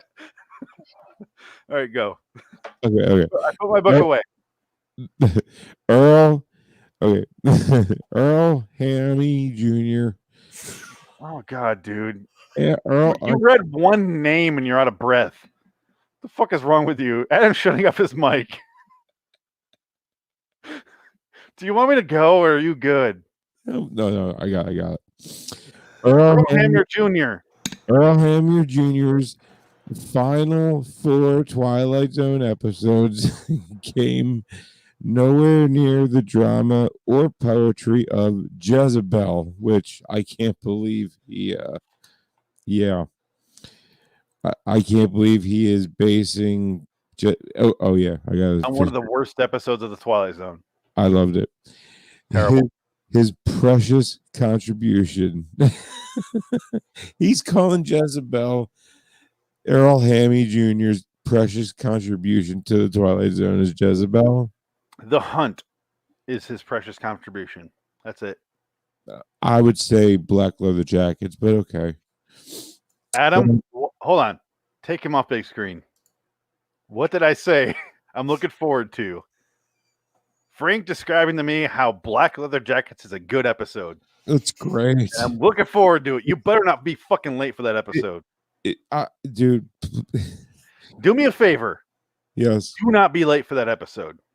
I will not be taking my meds for that episode because I'm done taking those meds, dude. They don't work. That's not what I want to hear. I want you to tell me you will be on time for Black Leather Jackets. Say those words. I will be on time for Black Leather Jackets. This is weird. That's Jesus Christ. I just looked up. Like, oh, don't put yourself on. Yeah, I know. You like Brady Bunch. God damn. I am ugly. Up front. I need yeah, that's better. I'm not as ugly anymore. Okay. Oh yeah. Unfortunately, Ring-a-Ding Girl is much like the stone in the ring Bunny Blake received. Interesting, but no gem.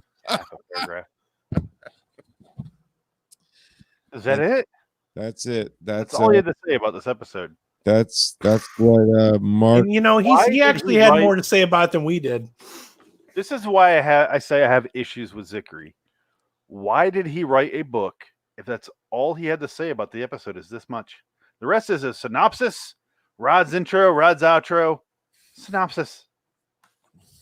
Why write a book? I would sell a book and make money. I wrote 12 pages on 38 seconds of face-off. Why the fuck can't he commit to it more? You write a book and then you had an excuse to go on Letterman and sell the book to people or radio shows or what the fuck ever they do nowadays. Whatever the kids are back doing. In like Johnny Carson days. Yeah. When he wrote this. Wrote a book is a big deal. Nowadays you write a book and people look at you like, so? Oh, you publish it? What do you have hard copies of it too? You nerd? Yeah. You wrote an online article? Great. Yeah. No, a book. Oh. You got a blog? So? I have a MySpace. What's your point? Phoenix's book was so much better than Mark Zickery's book. I'm sorry, because it had content.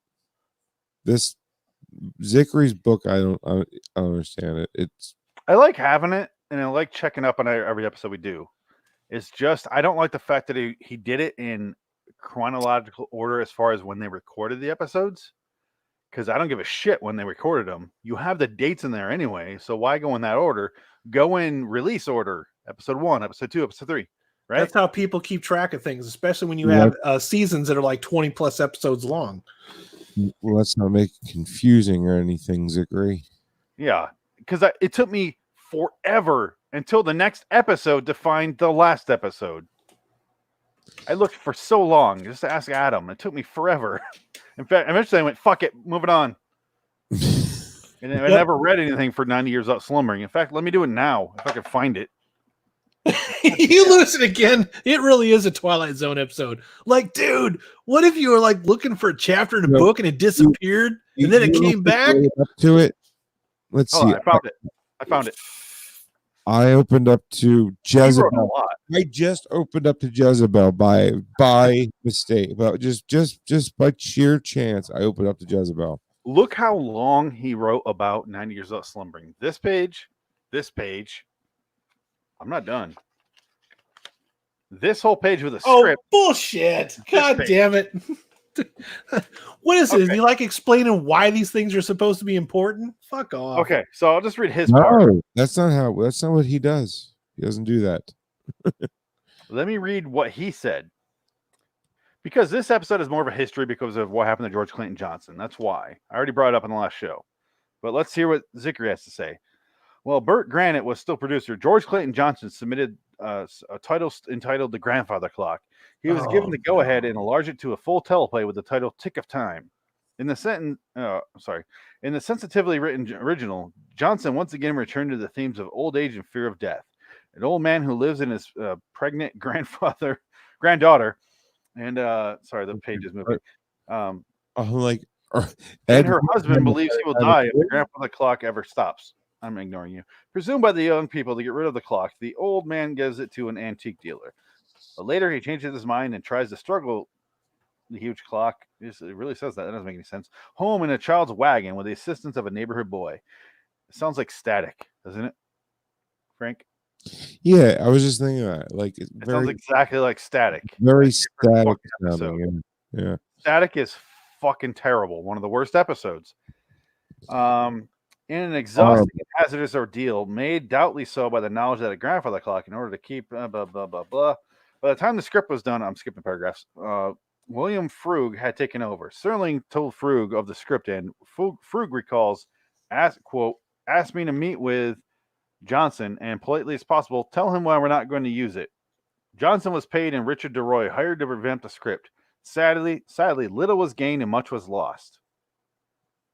In the finished episode, 9 Years Without Slumbering, both the family situation and the central obsession remain the same. Although he is sent to a psychiatrist, Sam Forsman remains unshakable in his conviction and morality is inextricable, intertwined with that of his clock. Back home in his bed, he is resigned to the fact that he will die momentarily when the clock stops. It's better this way, he says. It has come sometime, and I want it to come from me here. You don't want to come in my grandfather clock. Then something extremely peculiar happens. Sam's spirit leaves his body and begins to beckon him to depart. And there's a fucking script. And I'm not going to read the rest because fuck that. I was going to say, it's like the whole fucking script, man. Terrible episode. Edwin, great. Terrible episode. Yep. And this one was a terrible one too. Back to back terrible episodes. 4 in a row. Frank has something to say. I love Edwin. Me too. I was sad that, the mayor from, Jaws didn't show back up, but, We talked about that earlier. Yes. You can call him Mayor. I call Mayor him Larry Vaughn. The guy from Seconds with John Frankenheimer. To me, he'll always be Mayor Larry Vaughn. I wanted Richard Dreyfuss to show up at the end. Nice. Call him that all you want. I don't recognize him as the guy from Jaws. I'm sorry. It's not going to happen. I think you ignore this problem until it swims up and bites you in the ass. Or I say the fuck out of the ocean and nothing bites me. Mr. Mayor. That should have been Jaws too. Seriously. It should have been Roy Scheider packing his family up, moving the fuck back to New York. That should have been Jaws 2. Jaws 2, 3, 4, 5. None of those ever should have happened. Remember in Jaws 4 when the shark follows the family to the Bahamas because it wants revenge?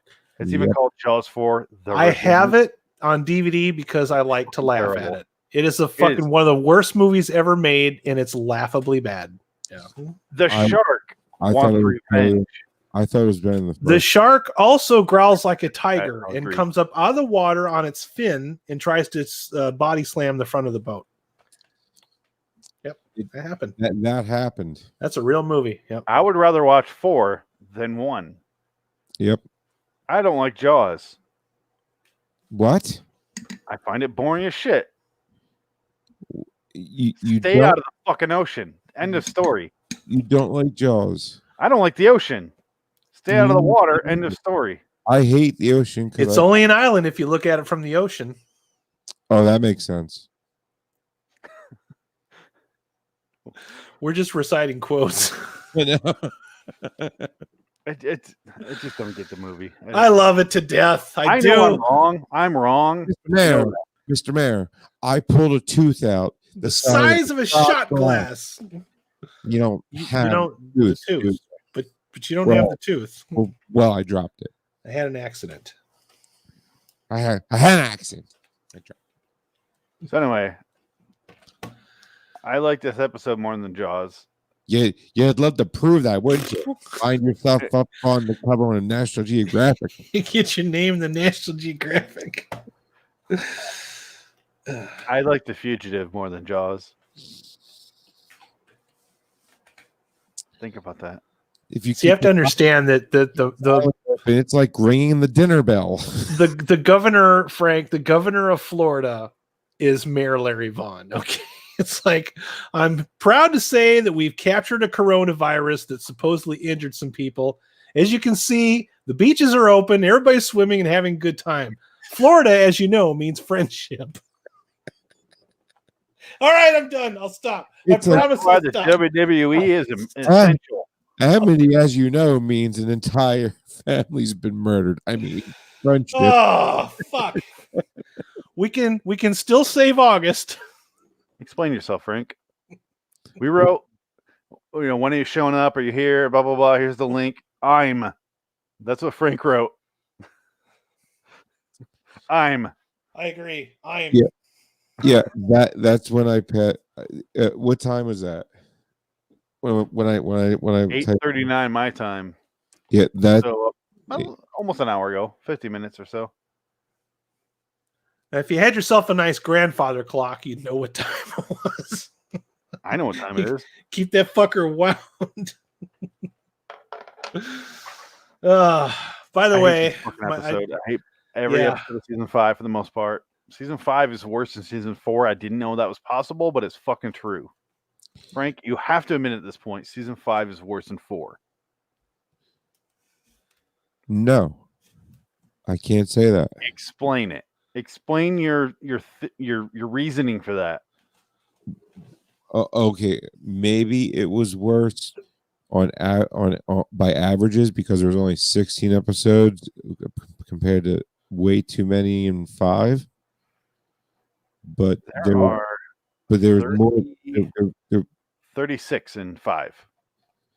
Right, compared to 16 and 4. So there was 2 good episodes in 4?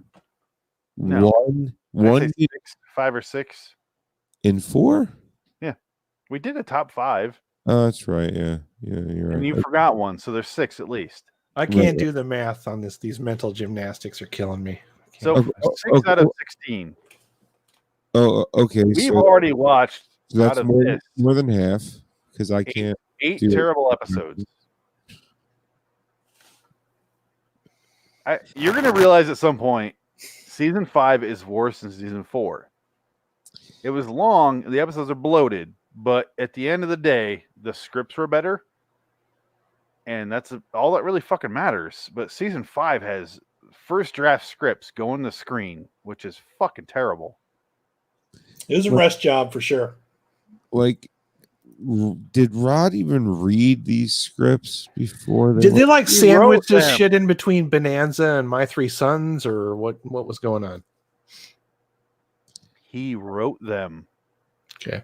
Yeah, but how many did he actually write in season 5? He wrote this episode.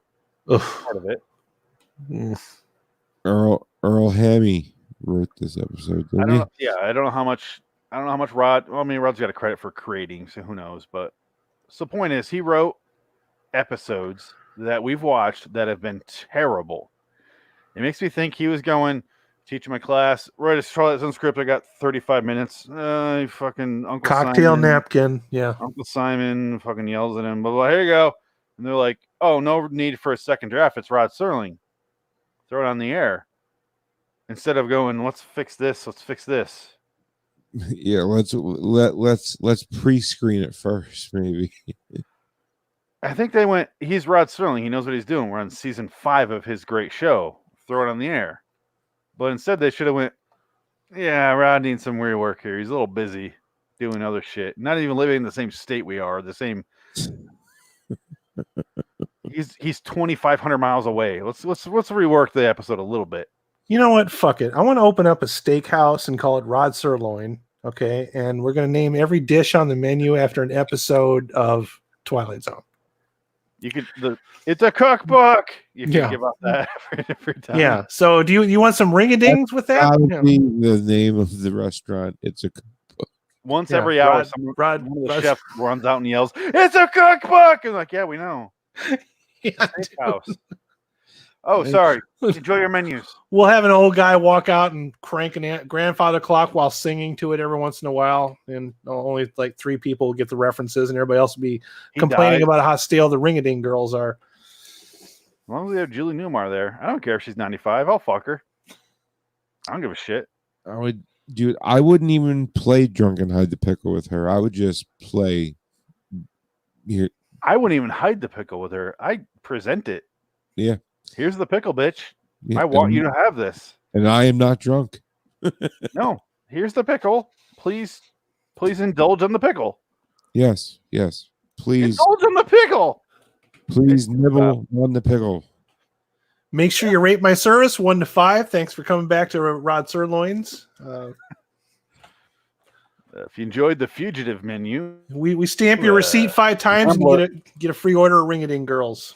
If you enjoyed the Fugitive menu, the Namble table's right over here. Go ahead and sign up. You can be part of the North American Association for Man Boy Association, whatever the hell it stands for. Before I left work, I even bought a box of ring dings for this episode. Where are they? Out in the car. Hold on. I'm going to call your bullshit. Go get them. Yeah, that's what I thought. I've worked with Frank enough to know when he's 9. All right, yeah, that's what I thought. Oh, you can't bullshit a bullshitter. I knew I'd get at least one good laugh tonight. God damn it. But I'm a professional. Didn't even try to pretend to go somewhere. I thought you'd at least leave and be like, "Yeah, look." It's like, that's one of the best I just got caught with my pants down faces I've ever seen. Oh, man. It's happened more than once. Yeah, definitely. I bow to you, sir. Oh, man, that was great. Oh. So you going, or did you lie? Total lie, yes. Okay. I wanted to, but I forgot. Hold on. Before we go 2 hours, let's get the fuck out of here. Yeah. We're at 1:15. Yep. We've been fucking around. We haven't talked about this single episode in a while. We're giving it more attention than it deserves. What did you guys learn from this episode of the Twilight Zone? Earl Hammy Jr. sucks. Don't try to bullshit me with Dollar General Audrey Hepburn. I don't buy into it. I'd say your mood ring doesn't equate to a fascinating story. Yeah. The ring didn't factor in at all. That's what pisses me off the most about this episode. Yep, that and her obnoxious fucking banter. Just Hollywood. Ring-a-ding! I like to take my clothes off and jump in the pool. When she yelled ring-a-ding when she saw the convertible with Bud, yeah, I guess so she fucking said that mad. like that was like a buzzword that they were trying to invent. Ring-a-ding. Ring-a-ding. I'll suck your dick. Like that's how she said it. It's her fucking nephew. Calm down, bitch. Wasn't that the only time she said it through the whole episode? Yeah, the ring said it at one point where one of the characters said it. Oh yeah. Right, you want to play the outro? Do you have it? If not, I can cue it up. Yeah, cue it up, dude, because I don't have anything from this episode. I have come on. The one before this one. Bitch. So you knew shit for this week, did you? No, you didn't buy the damn ring-a-dings.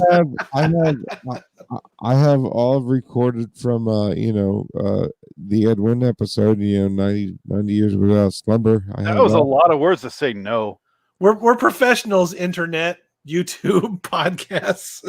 We prepare for these meticulously.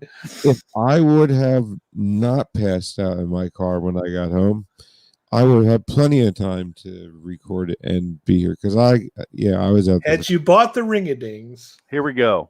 Ready? 3 hours. 3 hours I was out there for 3 fucking hours. We are all travelers. The trip starts in a place called birth and ends in that lonely town called death. And that's the end of the journey, unless you happen to exist for a few hours like Bunny Blake in the misty regions of the Twilight Zone. You can't hear that and say Rod was involved with this season. He is so fucking checked out. Yeah. they were misty because everybody's crying because of how bad that this has been. Like, why? Before you joined, Frank, I talked about how I think the Twilight Zone ran a season and a half too long. Yep. Greatness doesn't have to be around forever. It doesn't have to be exercised going- all of its best ideas too soon. It had nothing left to go on. and that's fine. Yeah. It was fucking amazing for 3 seasons. It had some shitty episodes. That's fine. But You've made a good point many times about, sometimes a season needs to know when to quit. Case in point, season 2 of The Punisher would have been much better had they cut off about 4 episodes. This is why Banshee is so great, because season 4, its last season, was only like 6 episodes long. They knew when to stop. 6 episodes is great. The latest season of Westworld, I don't know if it's its last, but it's only 8 episodes. I haven't watched it yet, but if that's the last season, that's a good number. It gives me hope. Twilight Zone, I love the fucking show. It's amazing. It deserves its status as one of the best shows ever. But clearly, seasons 1 through 3 were the heyday. And season 4 and 5, every 8th episode is good. It's the reason why it ended after 5. Like, Phoenix, I can't remember doing a show with you about the Twilight Zone where we don't have anything to say because it was so good. 1 episode. That's it. Well, Only because we were trying to be sensitive. That's it. wait, what? Which one's that? The Jewish one. The Holocaust one. Oh no, we actually squeezed a lot of jokes out of that one in the beginning. Okay. Yeah, because we got it out of the way. And then we're like, all right, let's be serious. Exactly, and it was An good. important episode, blah, blah, blah. No, actually, it was a really good podcast. So I thought it was a great It podcast. is, but we weren't like, remember that fucking scene where the guy was a dude? Like, we weren't doing that. We were serious. But yes, season 5 has been a real fucking struggle to do. That's why next week we're only doing 1 episode. We're also doing a Tales from the Crypt. We're getting back to that because this season is a fucking drag. We don't know if that'll be any better, but it'll still be a break in. At least I don't feel like a dick making fun of it and like this episode sucks. But Twilight Zone is so sacred in my mind, in people's minds. I'm glad that we're bringing that back. Yeah, that you can't be like this episode suck. It's shitty. You can't just do that. Next week gets so much worse than this. Yes. Wow. No, somehow it does. Next week's episode is one of the worst episodes. Yes. If you've seen the movie The Machinist, it's the original Machinist. I never seen that. Great. Well, wasn't what's his face in it? Christian Bale. Christian Bale. Go watch it. Is that where he got his start? Is the Machinist? No. Nope. He did he did start in like Newsies from like or even earlier was Empire of the Sun with Spielberg. But he did Batman Begins in 2005. Even before that, he was in the Shaft remake, the first one. How did this work? 2005 or 2004 Machinist, he was down to like 90 pounds. 2005, he was up to whatever for Batman Begins. And then he's down to he had to lose some weight because he gained too much. Yeah. Yeah. He just went back and forth. Machinist, he's like skin and bones. He bulked up too much. Robert Pattinson's like, fuck all that. And then he used the same voice in that Terminator movie. Oh, nobody saw that, Frank. I mean, what you're talking about. No, nobody cares. That doesn't exist. Doesn't exist. I thought the Terminator died after 1992. It did. It should have. Should have stayed that way. Because I haven't stayed seen dead one. after 1992. Hey, T2 is great. Yes, it is. Okay, fantastic. That's why I did not need any more, because I remember having this discussion with my mother on the way home from that, because she and I went to go see that movie because she loved the first Terminator. So she took me to see the second Terminator. I think I was like maybe freshman, sophomore, high school. Having this conversation on the way home. I hope they don't do any more of them. Me too. I hope they don't do any more of them, because if they do another one, it's going to make this one seem cheap and stupid and unravel everything. And I had that conversation in 1992 on the way home from the theater. And what if we had Bottle Cube 5 fucking episodes of undoing everything that T2 did? including the most recent. I saw 3. I saw Salvation. I didn't see Genesis or Dark Fate. Don't. Because I was fucking done with it. Don't. They'll just piss you off. I saw the spelling of the word Genesis. I go, I'm out. Jenny Size. Genesis. It's like a girl that spells her name with a Y. Gynicize. It looks like vagina. Terminator vagina. Terminator vagina size. Yeah. They spelled Genesis how I probably would have. Terminator gynecologist. That's true. And the girl from Game of Thrones, terrible actress. She is the worst actress I've ever seen in any movie. I don't care how good you guys think she is in Game of Thrones, people listening. In every movie I've seen her in, she is the most boring, lifeless piece of wood I've ever seen do anything in a movie. Period. Most actors and actresses are. No. Just because Lena Headey was also in fucking Game of Thrones, and I've seen her in a lot of stuff where she's really good. 300. She has a 300. She was fucking great in Dread. I liked her in the Sarah Connor Chronicles. I do not like. She's great in Dread as Mama. She's fucking great in that movie. Yeah, she's great in that fucking movie. She is seriously good. Cersei is fucking terrible. Yeah, that girl is awful. Tell's her name again? Cersei. No, not Cersei. What? Cersei Lannister. No, I'm thinking of I said Lena's name, but what's the Queen of Dragons name? Oh, I always forget her name because she's the one in Genocide, Gynocide. Yeah. But her real name or she's one? Real pretty and probably a great person, but she's her real name. But she's a fucking terrible actress. Like everything she in is fucking terrible. I hate her.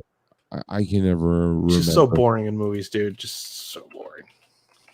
She's good in Game of Thrones because she plays stoic and quiet and stern, and that's all she does. Kit Harington's the same, where you see him in another movie, you're like, oh, this here, Amelia Clarke. Okay, yeah. What's the name of Game of Thrones though? I should really remember that because Amelia was my grandmother's first name. I'm sorry. What? We're not making fun of your grandmother. No, I know. It's just a coincidence that I had a cousin that almost drowned at a picnic because there's no lifeguard on duty. Daenerys. Okay, that's a weird fucking name. I need to hear this story. My cousin almost drowned at a picnic because there's no lifeguard on duty. I told Adam this earlier.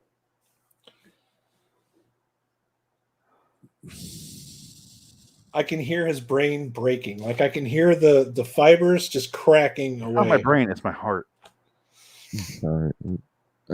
Almost. She lived. So then I drowned her in a public pool at the same picnic years later because I wanted to finish the job because I thought God was betrayed, and if I saw Final Destination, I figured I better finish the bitch. Point is, she's dead. Blah blah blah. Nobody fucking saw the Sarah Connor Chronicles. I can't even say the fucking name. Sarah Connor Chronicles, which was the worst name ever. All right, they should have just called it Sarah Connor. That show was better than any of the fucking movie sequels that have ever come out because at least that show felt like the Terminator that I knew. Wasn't that on Sci-Fi? It wasn't. I don't think so. No, I think that was on a regular TNT. TNT. I think. Yeah. I think it was like TNT. Yep. It didn't make it past the second season because it got killed by the writer's strike. The writer's strike happened. They brought in the fucking junior Birdmen to write season 2, and they wrote it into a fucking hole because it was season 2 was awful. Season 1 was great. Anyways, Twilight Zone. Let's end this shit. Adam. Plugs.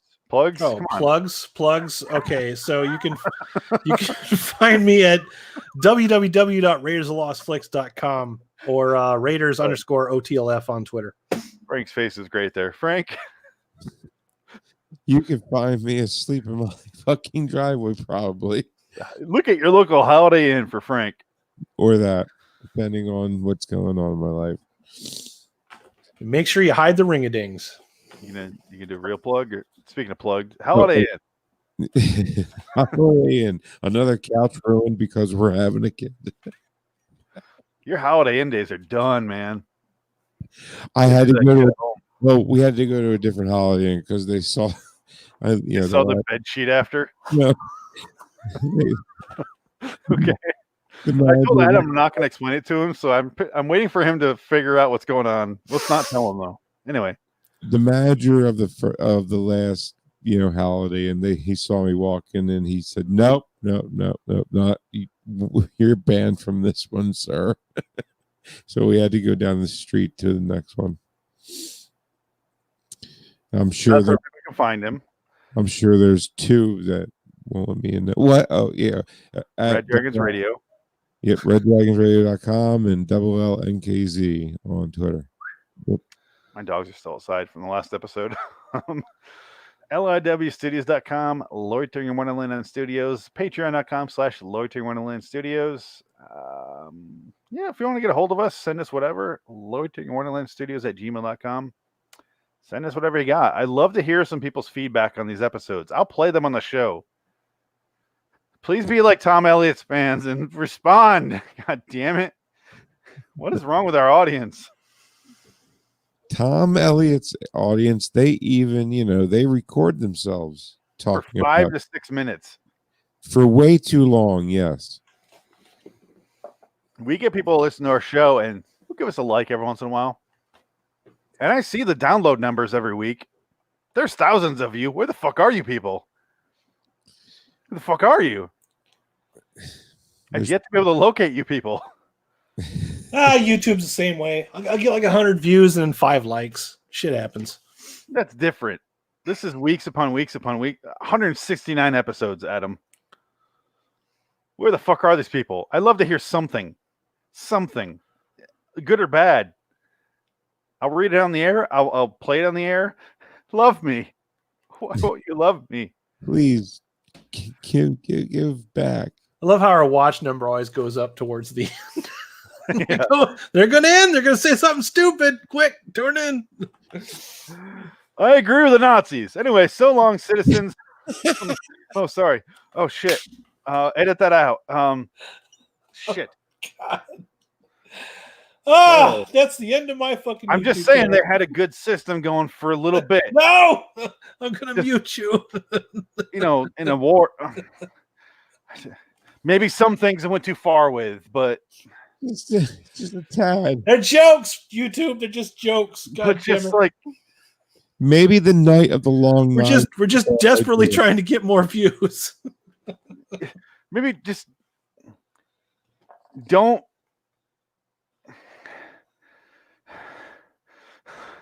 Is it hot in here?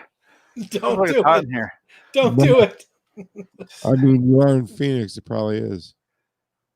I just disagree with some of their whatever you're thinking about. Forget it. Domestic aspects. Oh, like no. everything else they felt was great. No, we can't disagree with that. No, great policies on. Yeah, I mean, I would say the Nazis' policies, execution, and pretty much everything they stood for was really bad. Other than that, they were pretty good. I disagree with Frank. I'm going to go ahead and go the opposite with that. Other than that, they were pretty bad. He's alive, folks. The Twilight Zone told us that.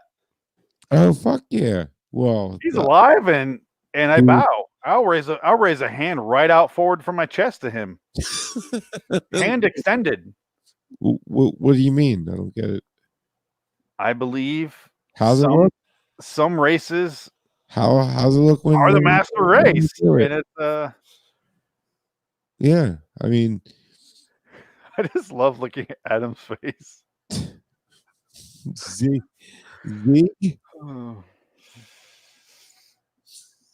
Until next time, in the meantime, I'm Phoenix West.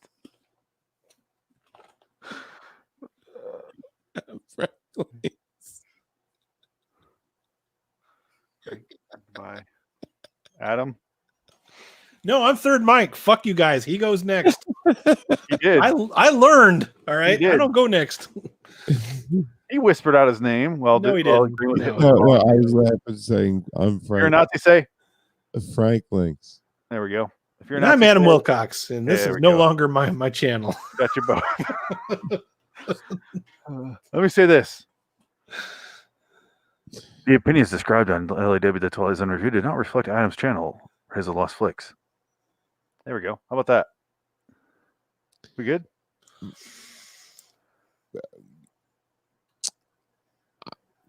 Howl at him.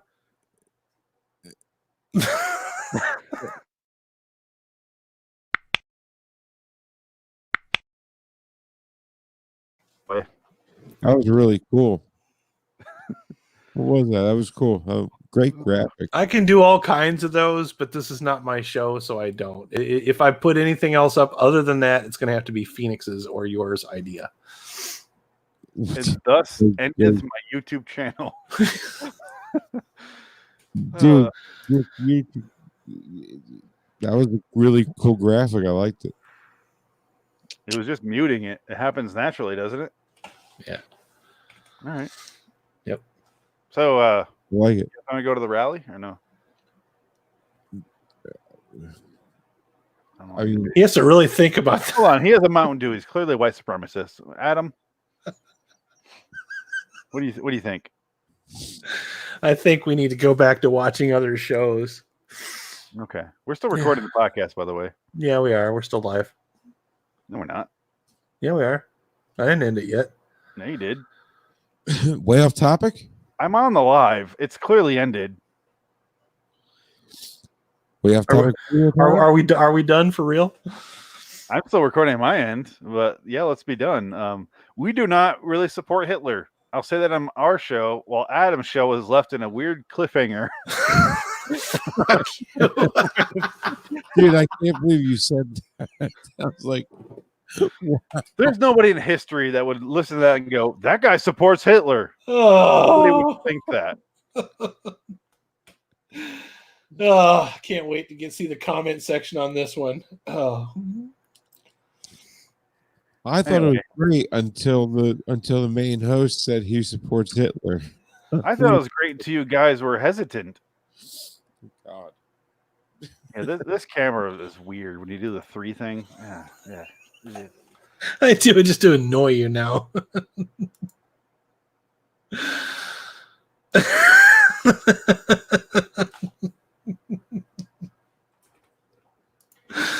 Oh God.